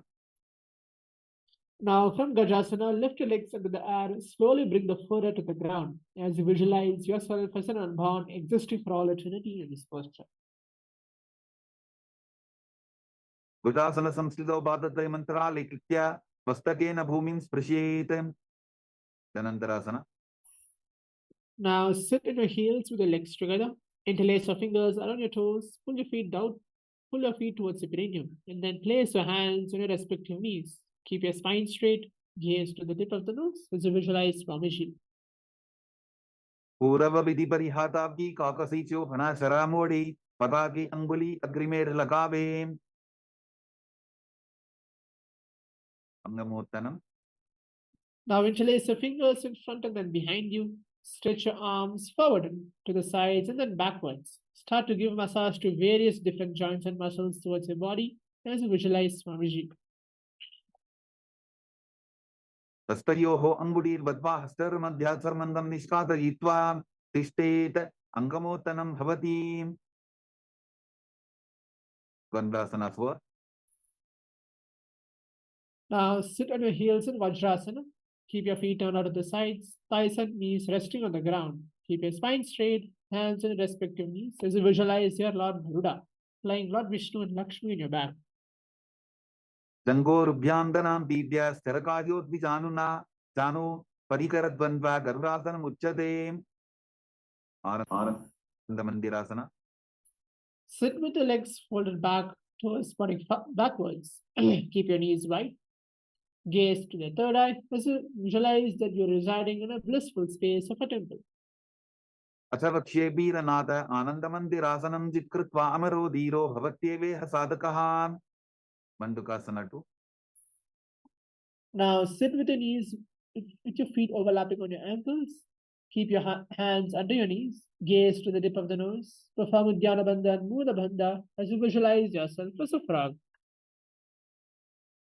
पृष्ठं संपीड्यबुल्भाभ्यां दान्वन्द्ये सबलयापृतिः हस्तौ पादतले चित्तो मण्डूकं पाददोषऋत्. नरसिंहासना. Now keep your toes on the mat, heels up and together. Place your perineum on your heels. Place your palms onto the ground with your fingers spread wide. Keep your thumbs touching, the base of your hand touching the toes. Gaze to the tip of the nose and start to stick out your tongue and exhale as you visualize Narasimha, one of the 10 avatars of Vishnu.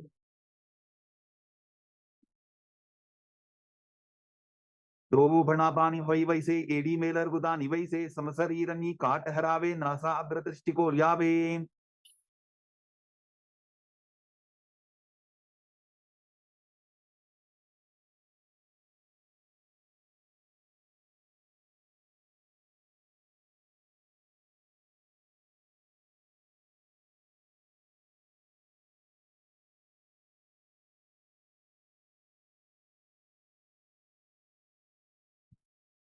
Now sit on the toes and place your perineum on your heels. Separate the knees sideways and place it on the ground.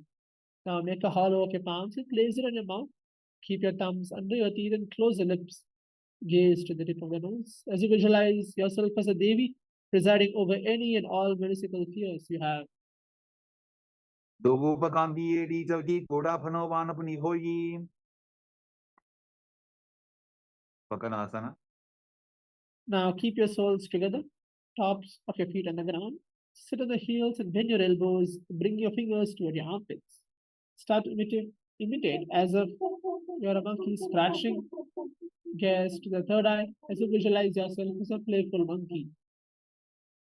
दोगोपकदरी समुट आने तिनिकी विष्टि भूमि परिधाने मूलत्वार एडियां परियावे मूडा हाथ ऊंचाट हरावे. Vajra Sangarasana. Now stand on your toes and keep your soles of the feet together. Sit on the heels and keep your knees wide and off the floor. Hold your elbows behind your back and gaze to the tip of the nose as you embody a diamond-like strength for yourself and for Sangha, the spiritual community. प्रथम प्रणापानि होई वैसे दोवो एरी उदानि वैसे घोड़ा ऊपर आंखें धीर आड़े वाय बसारे धीर. Anjanasana. Now keep your toes down, ankles crossed behind and sit on your heels. Place your palms on the mat to the sides as you visualize a perfect health beyond any and all physical and mental ailments.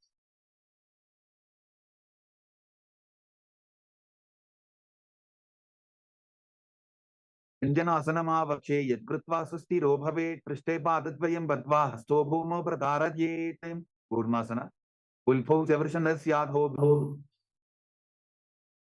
With your toes flat, cross your feet and place your perineum on the back of your heels. Keep your knees wide and on the floor. Rest your hands on the respective knees as you visualize a turtle having a stable body and mind, living for hundreds of years. विक्रमेण समाहितौ ऋजुकाय शिरो ग्रीवं कूर्मासनमितीरितं योगासन. Now, with your toes flat, cross your feet and place your perineum on the back of the heels. Gaze to the tip of the nose as you visualize Swamiji. उदं नियम्यवल्पाभ्यां विक्रमेण समाहितः योगासनं भवेदेतदितियोपवितो विदुः विदोपासना. Now stand on your knees, cross your ankles behind, keep your feet near your opposite knees. Hold your calves with your fingers inside and thumbs outside. Gaze to the third eye as you visualize you are in the space of eternal oneness, Advaita, with your Guru. गोड़ा वामो होगी गोड़ा आरा खेतो की दची पाद की पानी रहावे पनो वाम गोड़ा रिगिल्यावे पुष्टासना 2. In the kneeling position, bend backward and hold your ankles with your hands. Keep your arms straight, push your hips forward and tilt your head back as you visualize yourself as a camel. मेरुदण्डग्रन्थिदाढ्य संधिमादयि शिवकुमार कपोतोस्त्रासनाभ्यास कुर्यान्वित हितासनः तृतीयासना. Now with your heels together and hands in the soles of the feet, slowly lean back. Bring your elbows down to the mat. Bring your back of your head to the mat. Gaze to the tip of the nose as you experience yourself as a lotus blooming in this posture. दोबु एडी संबुड़दरे सोले मूलत बारीदर इधरे फना पानी ऊपर होए वैसे बहुरी पिष्टि शिखरे दो ऐसे विराटासना. Now sit on the knees with the thighs and calves together. Now again lean back and touch your back to the ground and then rise up. You can use the support of your hands if needed. Do this again and again as you visualize the healing and liberation of all causal and subtle forms of your body is happening. Ganga पृष्टि भूमानि दाढ्य संकोदरयोः ऊर्नि संस्थाप्य दृष्टिवं संवारं वारं स्पृशेत कपोतासना. मेरुदण्डग्रन्थिदाढ्य. From the previous posture, raise the hips higher. Bring your forearms on the mat and hold the back of your heels. Bring the head in between the feet as you visualize yourself as a beautiful dove. संविपादयि Shivkumar कपोतोस्त्रासनाभ्यास कुर्यान्वित हितासनः वरासना. Now stand upright on your knees with your toes tucked. Hold your arms with the opposite hand. Gaze to the tip of the nose. This is the boon fulfilling posture. You can ask any boon you want to manifest as reality from Paramashiva as you internally chant the japa Om Nityananda Paramashivoham. जानूनी भूमौ संस्थाप्य हस्ताभ्यां बाहुपरस्परं धृत्वा सरलं तिष्ठेत् वारासनं भवति वराहासना 2. Now keep your knees together and toes tucked. Lean forward and bring your elbows to the mat and hold your head. Rest your hand on the hands as you visualize yourself as a board. सूर्यं चन्द्रं वेदनानि आसनानि निकथ्यन्ते पूर्वरो भूमौ स्थापयित्वा जानुभ्याम् अवनिमम् इष्टभ्य हस्तो मस्तके संस्थाप्य पाशिं नितम्बे संस्थाप्य तिष्ठेत् वराहासनं भवति Dasna. Now kneel down, place the crown of your head on the mat between your interlaced fingers, elbows on the mat, shoulder width apart, lift the knees up and hips high. Keep your legs straight slowly as you visualize yourself as a lopped tree. अथो मंदासनं वक्षे सर्वेषां प्राणिनां सवं ऊर्ध्वमार्गेपदे दत्त्वा धारयन्मारुतं सिद्धिः अन्धासना. Now kneel down, keep your head between your knees, elbows adjacent to your knees, hands holding your head as you visualize Swamiji. कतमवर्दली समटहरावे कोरमाहिली उभे मिलावे अनापानी pucker होई बैसे दोबु एरी उदानी बैसे विपरीत शलभासना. You can use the weights to intensify the practice of this posture. Now lie on your belly and keep your arms extended straight out. Lift your thighs, arms and chest off the ground as you visualize yourself as a locust.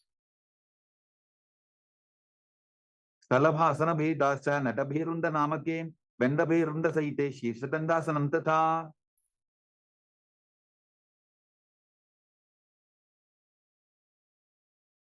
Kapalasana.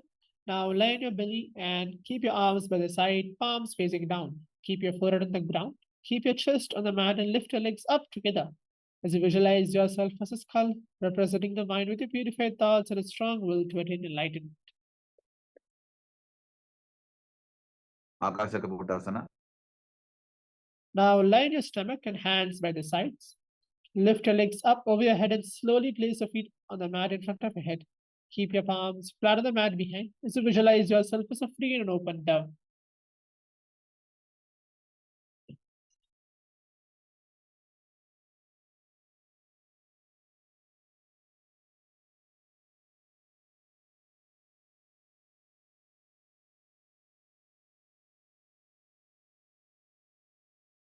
पुस्त्रासने स्थित्वा चरणौ भूमेरुत्थाप्य मस्तकोपरि नीत्वा पृष्ठप्रदेशन भूमौ स्थापयेत् आकाशकपोटं भवति चटवासना Now sit on your knees and bring your chest down to this so the navel touches the knees. Keep your hands flat on the mat and forearms on the ground. Be steady as you visualize yourself as a sparrow. परपद्यन्तौ हस्तौ तरावोल्टभ्य जानुनी नाभौ संकुञ्च्य वृश्चिकासना 2. Now kneel down, your hands and elbows on the mat. Slowly raise your legs and bend back to touch your feet on the head. Lift your chin and hold as you visualize yourself as a scorpion.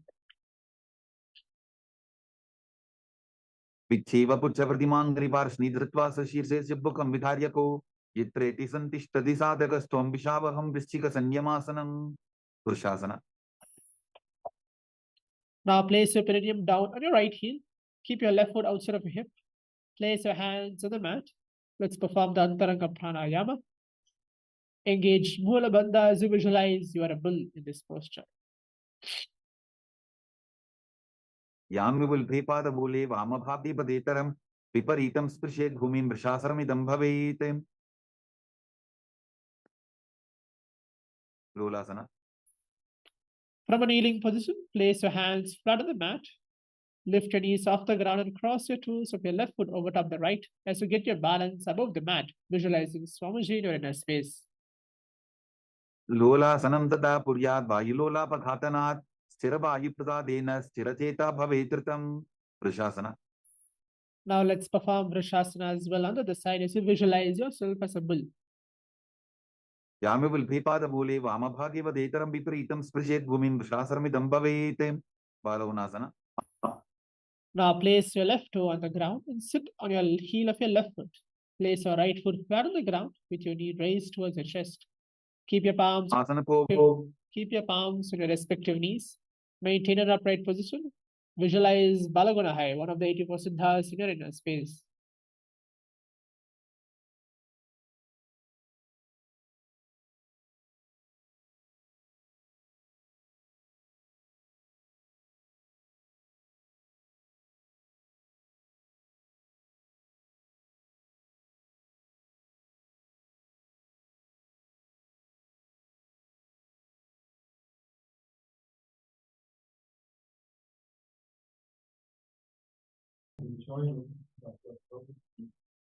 Terabhikarajagi Grahasana. Padale. Now squat with your feet flat on the mat. Bring your elbows under your thighs and wrap your hands around your shins. Hold on your ankles from the outside. Visualize yourself as an entire planet in this posture. भूमौ संस्थाप्य दानमध्ये पूर्वरौ स्थाप्य हस्ताभ्यां पुल्पप्रदेशो धृत्वा तिष्ठेत् ग्रहासनं भवति. बालगुणासना. Now perform Balagunasana under the side as you visualize Balagunahai, one of the 84 siddhas in your inner space. Asana povada terabhikarajagi kadasana. Now squat on your toes with your heels up and knees off the mat. Place your perineum on your heels and hands on the respective knees. Keep your spine straight as you visualize Swamiji in your inner space.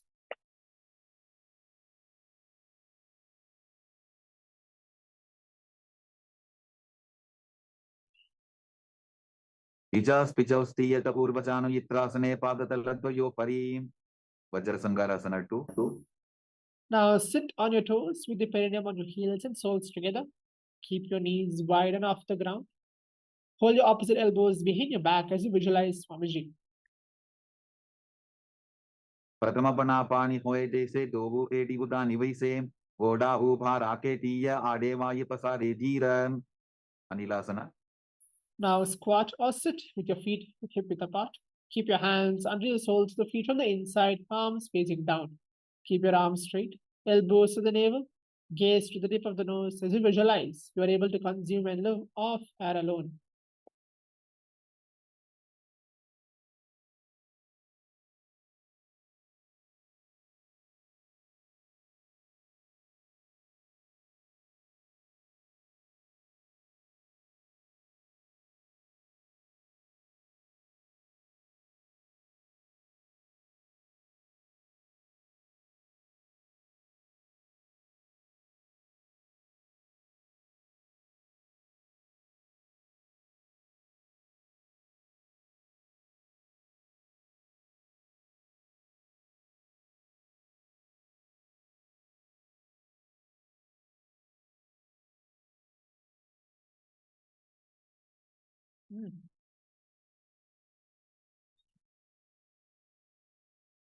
दो हाथ भूमि परिठाने पहुनी जाड़ी नाभिलग आने फना दो ऐसे विधि करे पृष्ठे हथेलियां की परिधरे पादुकासना.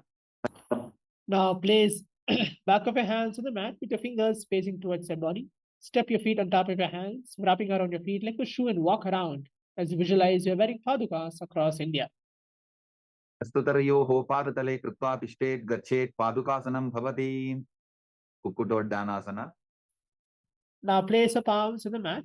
Raise both the feet upwards onto the air and let them fall back down. Do this again and again as you visualize yourself as a hooster. हस्ततले भूमौ कृत्वा पादतले च ऊर्ध्वमुड्डानं कृत्वा भूमौ पतेत् विपरीतं नृत्यासना. Now place your hands on the mat.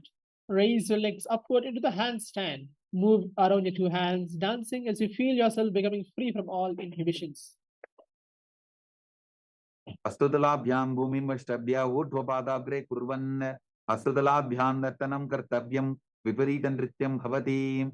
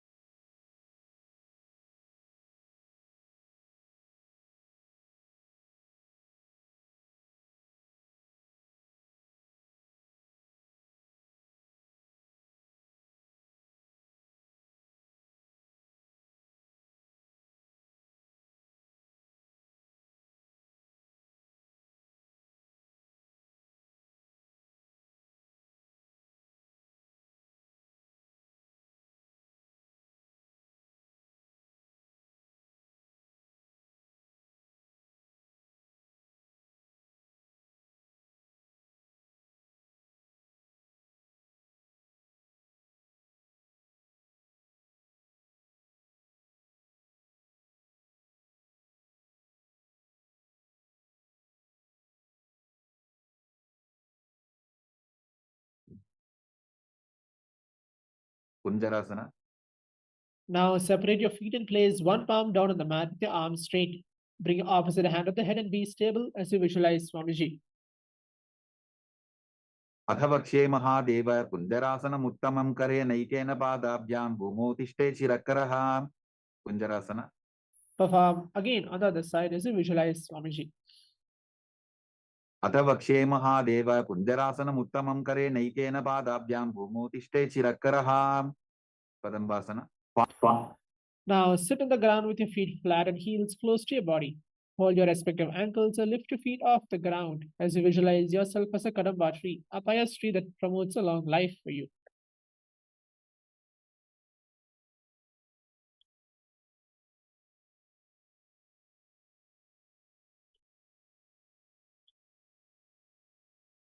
आश्निभ्यां भूमिं वष्टभ्य हस्तद्वयेन पुल्भौ धृत्वा तिष्ठेत् कदम्ब भवति. पवनमुक्तासना. Now sit with the heels at the perineum. Hold the knees with your hands and press them towards your chest. Visualize any excess vata getting released or balanced within your system in this posture. द्वयोस्तु पादयोः पाणिं लात्वा सुस्वनितम्बके जानन् वक्षसि सादुर्बभ्रतीकरवन्दनैः. चकोरासना. Now sit and lift one leg behind the head. Place both the hands flat on the mat and extend the opposite leg up with your knees straight. Lift the entire body off the ground slowly and keep your chin up as you visualize yourself as a powerful source of energy. पूर्वतानं तदृष्पादपीठं भद्रासनं तथा चकोरक्रौन्तशलभभुजङ्गमपि वृश्चिकं Dhanurasana 2. As you sit on the ground, hold the left toe with your left hand, index and middle fingers. Pull the foot to the left ear. Extend the right leg out, keeping it straight, holding the big toe with your right hand, visualizing yourself as Paramashiva's bow. पादाङ्गुष्ठौ तु पाणिभ्यां गृहीत्वा श्रवणावधि अष्टावक्रासना. Now lift your left leg over top the left shoulder. Bring your right foot across and hook on top of your left foot. Slowly lean forward and down while extending the legs out to the left. Lift up your head and chest and find your balance as you visualize yourself as a flying crane. वासिष्ठमदकौन्दिन्यम् ऊर्ध्वकुकुटमेव च अष्टावक्रमथोत्थानं मयूरं सेतुबन्धनं प्राणासना. Now place your right foot on the left thigh and bring your left foot flat on the ground. Place your left shoulder underneath your raised left leg and place your hands flat on the ground as you visualize you're immortal, able to exist solely from prana. एतत् प्रभेदं वक्ष्यामि करोति यस्य चामरः एकपादमुरो बद्ध्वा स्कन्धेऽन्यपादरक्षणं पाशु मत्स्येन्द्रासना. Now place your right foot at the root of the left thigh, the left leg by the side of your right knee. Hold the left hand by the right and twist the body and remain steady as you visualize the great sage Matsyendranath. पार्श्वाभ्यां दृष्टते यास्तु पार्श्वमत्स्येन्द्रमुत्तमं चकोरासना. Now sit and lift one leg behind the head. Place both hands flat on the ground and extend the opposite leg up with your knees straight. Lift the entire body off the ground as you keep your chin up. पूर्वतानं तदृष्पादपीठं भद्रासनं तथा चकोरक्रौन्तशलभभुजङ्गमपि वृश्चिकं.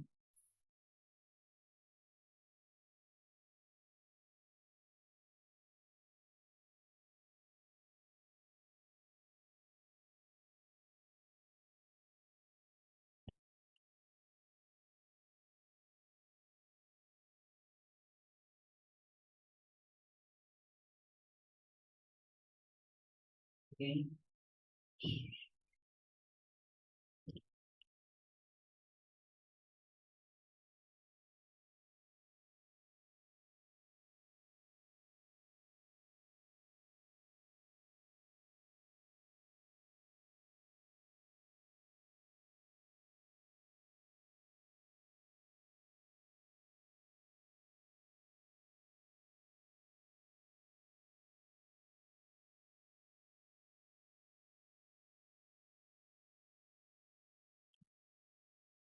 Dhanurasana 2.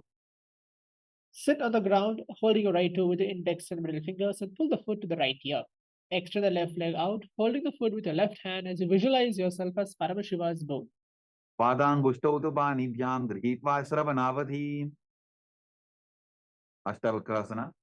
Now lift your right leg over top the right shoulder. Bring the left foot across and hook on top of your right foot. Lean forward and down while extend the legs out to the right. Lift up your head and chest and find your balance as you visualize yourself as a flying crane. वासिष्ठमदकौन्दिन्यम् ऊर्ध्वकुकुटमेव च अष्टावक्रमथोत्थानं मयूरं सेतुबन्धनं प्राणासना. Now place your right foot on the left thigh and bring your left foot flat on the ground. Place your left shoulder underneath your raised left leg and place your hands flat on the ground as you visualize you're immortal, able to exist solely from prana. एतत् प्रभेदं वक्ष्यामि करोति यस्य चामरः एकपादमुरो बद्ध्वा स्कन्धेऽन्यपादरक्षणं पाशु मत्स्येन्द्रासना. Now place your right foot at the root of your left thigh, the left leg by the side of your right knee. Hold the left leg by the right hand and twist the body and remain steady as you visualize the great sage Matsyendranath. पार्श्वाभ्यां दृष्टते यास्तु पार्श्वमत्स्येन्द्रमुत्तमं अर्धपश्चिमतानासना. Now keep one leg straight and place your perineum with the other heel. Move your chest forward and down. Hold your front foot. Bring the head towards the knee as you visualize Swamiji. एकं पादं प्रसाद्य एकं पादस्य पार्श्वनासीवनी सम्पीड्य हस्तद्वयेन प्रसारितपादाङ्गुष्ठं धृत्वा दानोपरि मस्तकं न्यसेत् अर्धपश्चिमतानं भवति त्वं. Now place your left ankle outside of your hip. Hold the sole of your right foot and lift the leg up towards your forehead. Keep your knees straight. Gaze to the tip of the nose as you visualize yourself as a crane. उत्तानपादं द्रौञ्चं च मरीचं वीरभद्रकं नटराजं त्रिकोणं च सप्ताङ्गुष्ठप्रसारणे अर्धपश्चिमोत्तानासना. Now perform Ardha Paschimottanasana as well on the other side. एकं पादं प्रसाद्य एकं पादस्य पार्श्वनासीवनी सम्पीड्य हस्तद्वयेन प्रसारितपादाङ्गुष्ठं धृत्वा दानोपरि मस्तकं न्यसेत् अर्धपश्चिमतानं भवति त्वं Perform Crouchasana as well on the other side. उत्तानपादं द्रौञ्चं च मरीचं वीरभद्रकं नटराजं त्रिकोणं च सप्ताङ्गुष्ठप्रसारणे स्वस्तिकासना. Now sit with the soles between the thighs and the calves. Keep your spine straight, palms resting on top of your respective knees as you embody peace, well-being, good fortune, and prosperity.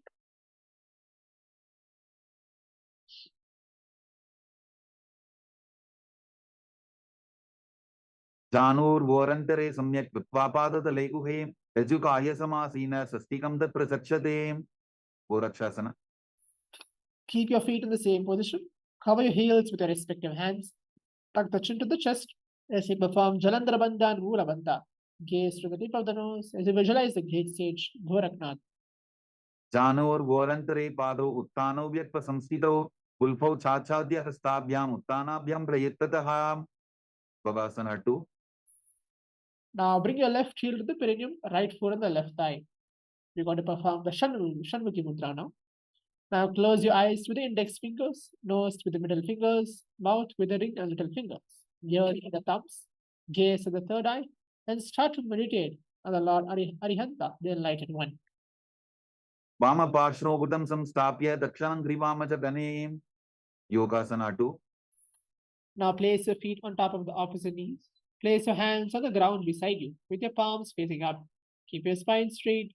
Gaze to the tip of the nose as you visualize Swamiji. Uttanau Charano Kutva Samstapyopari Januno Asanopari Samstapya Chottanam Karajupmakam Urdhu Kutasana. From Padmasana, place your palms flat on the mat beside your body. Press your hands under the mat and lift the knees off the ground. Get your balance above the ground as you visualize yourself as a rooster. Vasishtamata Kondinyam Urdukukuta Vevacha Ashtavakramathotanam Majuram Setu Bantanam Siddhaharatalyasana. From Padmasana, now avoid lifting the body up. Insert both the hands through the knees and place them on the mat. Just stay seated on the mat and gaze to the tip of the nose, visualizing Swamiji. Pratamapadmasana Pokare, Astudovo Godasan Didare, Ube Hatele Bhuderi Raki, Koja Godasan Dime Dake. Hamsasana. From Padmasana, place your hands on the mat through the gap of calves and the thighs. Lift your thighs up to the shoulder and legs off the mat. Stay above the mat, gaze to the tip of the nose. Kukkutasana stitva standaparyantam muru ninitva tishtete Hamsasanam bhavati. Karmukasana. From Padmasana, place again your hands between the thighs and the calves. While sitting, reach your hands behind the body, interlace your fingers. Bring your forehead to the floor, gaze to the tip of the nose as you visualize your Paramashiva's bow. Pratamapadmasana Kopare, Gora Sandima Hikar Idare, Tarapatu Sri Kardobu Ane, Konya Upar Sandile Thane. Kurmasana 2. Again, from Padmasana, insert both the hands through the thighs and the calves. Bend your elbows and hold your respective shoulders with your hands. Visualize you're a turtle having a stable body and mind to live for hundreds of years. Painjanga Pratasina Daintanga Pariva Painjava Granti Bhedasana. From Padmasana now, bend your elbows and hold your respective shoulders with your hands. Bend your head down, tuck the chin to the chest as you perform Jalandhara Bandha and Mula Bandha. Gaze to the tip of the nose.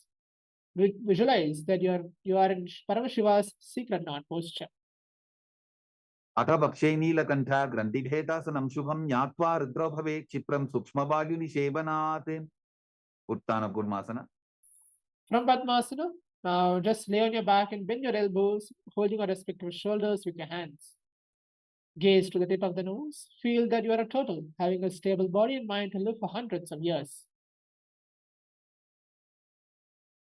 Kukkutasana Vandrastam Rabhyandrita Gandharam Petham Kurmavaduttanam Etaduttana Purmakam Pangu Kukkutasana. Now from Padmasana, place both the hands through the gap of the thighs and the calves. Place one hand flat on the mat and then hold its wrist with the other hand. Lift your body up and hold as you visualize yourself as a rooster. कुक्कुटासने स्थित्वा एकेन हस्तेन अन्यस्य मणिबन्धं धृत्वा पांगु कुक्कुटासना. Repeat this as well on the other side. कुक्कुटासने स्थित्वा एकेन हस्तेन अन्यस्य मणिबन्धं धृत्वा वृद्धासना. From Padmasana, place your elbows on the toes and interlace your fingers. Rest your chin on the knuckles, press your thumbs against your throat. Visualize you have gone beyond all greed and covetous in this posture. Janor वोरंतरे पारो उत्तानो व्यक्त संस्थितौ कुल्फौ छाछाद्य हस्ताभ्याम उत्तानाभ्याम प्रयत्ततः. Padmasana 3. Now hold one hand over the other with your palms facing upwards. Keep your spine straight. Perform Mahamudra Bandha. Gaze to the tip of the nose, visualizing Swamiji. उत्तानो चरणौ विधाय विधिवत् शक्ति स्थितौ यो विराते. Padmasana 4. Now place your palms on top of your respective knees. Keep your spine straight. Gaze to the tip of the nose. Perform Mula Bandha as you visualize Paramashiva in your inner space. एतत् पद्मासनं कुर्यात् प्राणवायु प्रसिद्धये सुभासनं सदा ध्याये पूरयित्वा पुनः पुनः. Karmukasana 2. From Padmasana, hook your right hand, index and middle fingers around your right toe. Lift your elbow as if you're pulling a bow back and move big toe around. Place your left hand on the respective knee and keep it straight. Repeat this on the opposite side as you visualize yourself as Paramashiva's bow. अधान्यासनमाभक्ष्ये योगपूरकरक्षणात् कृत्वा पद्मासनं पाद अङ्गुष्ठतङ्गयोस्थितं. Karmukasana 3. From Padmasana, cross your arms behind your back and hold the big toes. Now engage all three bandhas, Mahamudra Bandha, gaze to the tip of the nose and continue to visualize yourself as Paramashiva's bow. कार्मुकासनमाक्षित्य उदरे पूरयेत् सुखं तदवायुर्वसो याति कालेन सूक्ष्मवायुना. Dridasana. Now maintain the same posture. Lift the chest up, gaze to the third eye as you visualize that your action of Paramashiva's third eye.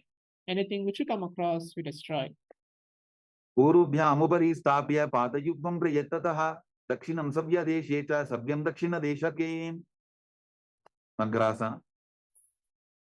From Karmukasana 3, place your arms behind your back, holding the opposite big toes. Lay down on your elbows, thighs and back and gaze to the tip of the nose as you visualize yourself as a snake.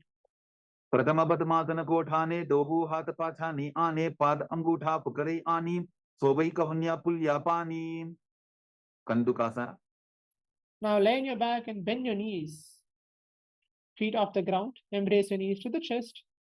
Now squeeze your whole body into a ball as you internally chant the japa Om Nityananda Paramashivoham. वेत्रासने स्थित्वा हस्तपादान् निष्कुष्य ऊर्ध्वं दध्येत् पृष्ठवंशेन भूमिं पोटयेत्. कन्दुकासनं भवति. ऊर्ध्वपवनासना.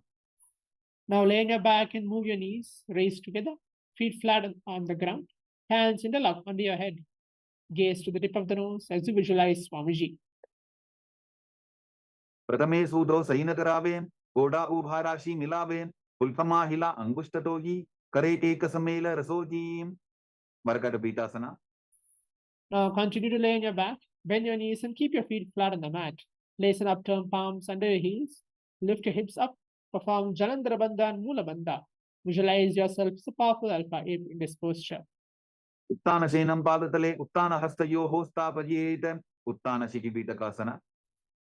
Now lie supine and raise the hips up. You can support your hips with your hands, place the waist, elbows bearing the weight of your body. Gaze to the tip of the nose as you visualize Swamiji. Janghorubalahinaschet, Uttana Shikipītakam, Apramattah Prakurvita, Bhukte Pragvititendriyaha. Narakasana. Now lie supine and raise your hips and legs up. Bring your hands to lower back for support if needed. Elbows and hand extend the mat below, helping the balance of your body as your legs raised up. Visualize you're blissfully traveling through the hill unscathed in this posture. Pandhena Bhumim Vishtambha Pada Pratvayamurdhamuttrayet, Tarapasanam Bhavati. Triyanavasana. No. From Narakasana, the previous posture, bring your hands to lower back, keeping the elbows on the mat. Raise your legs up vertically and then slowly lower and angle them, keeping core engaged as you visualize your abode, crossing the ocean of samsara. Naukavat Stitvat Urdhvam Pada Vradvayandayet, Tiryan Naukasanam Bhavati. Vedasana.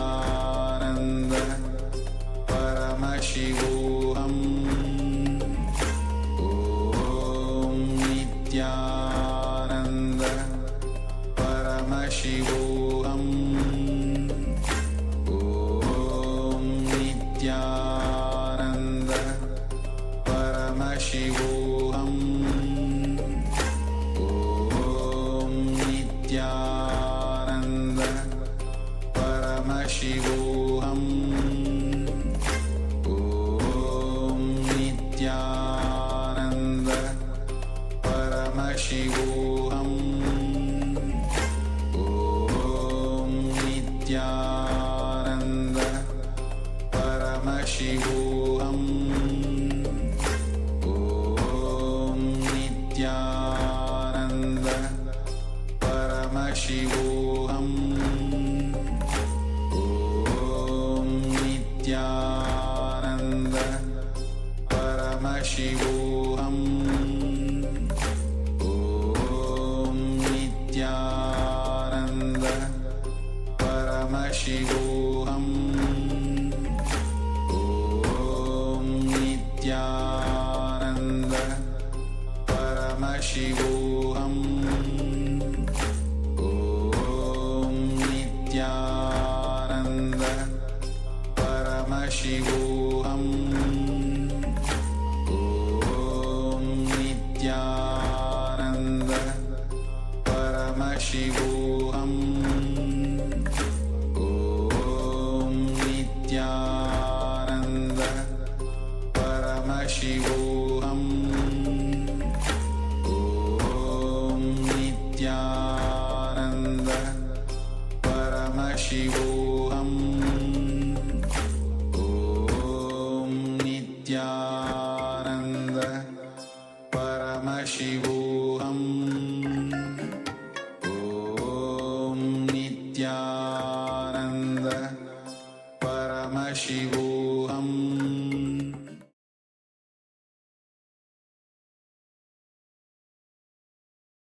Now, slowly come back to your physical body.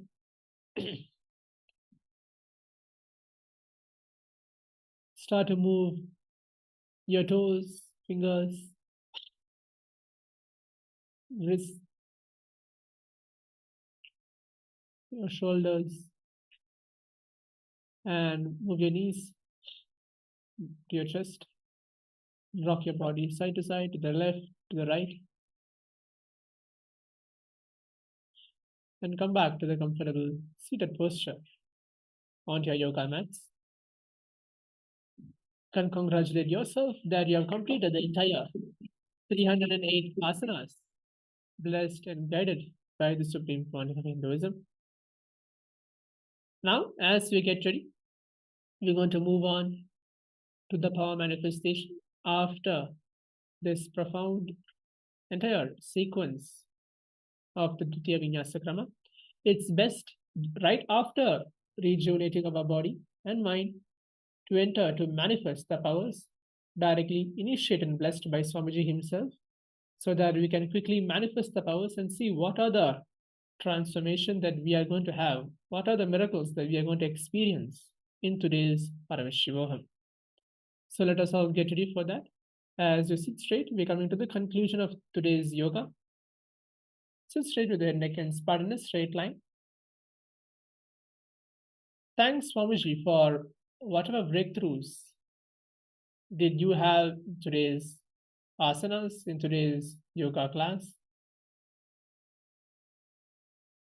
Visualize Swamiji on your inner space. Keep your hands in Namaskara Mudra at your heart center. Take a moment as we inhale, and we'll finish the session with the Purna Mantra. Om Purnamada Purnamidam Purnat Purnamudachyate Purnasya Purnamadhaya Purnameva Vasishyate. Om Shanti Shanti Shanti. Hari Om Tat Sat. Sarvam Bhagavat Sri Nityananda Paramashiva Paduka Pranamastu. Om Nityanandam.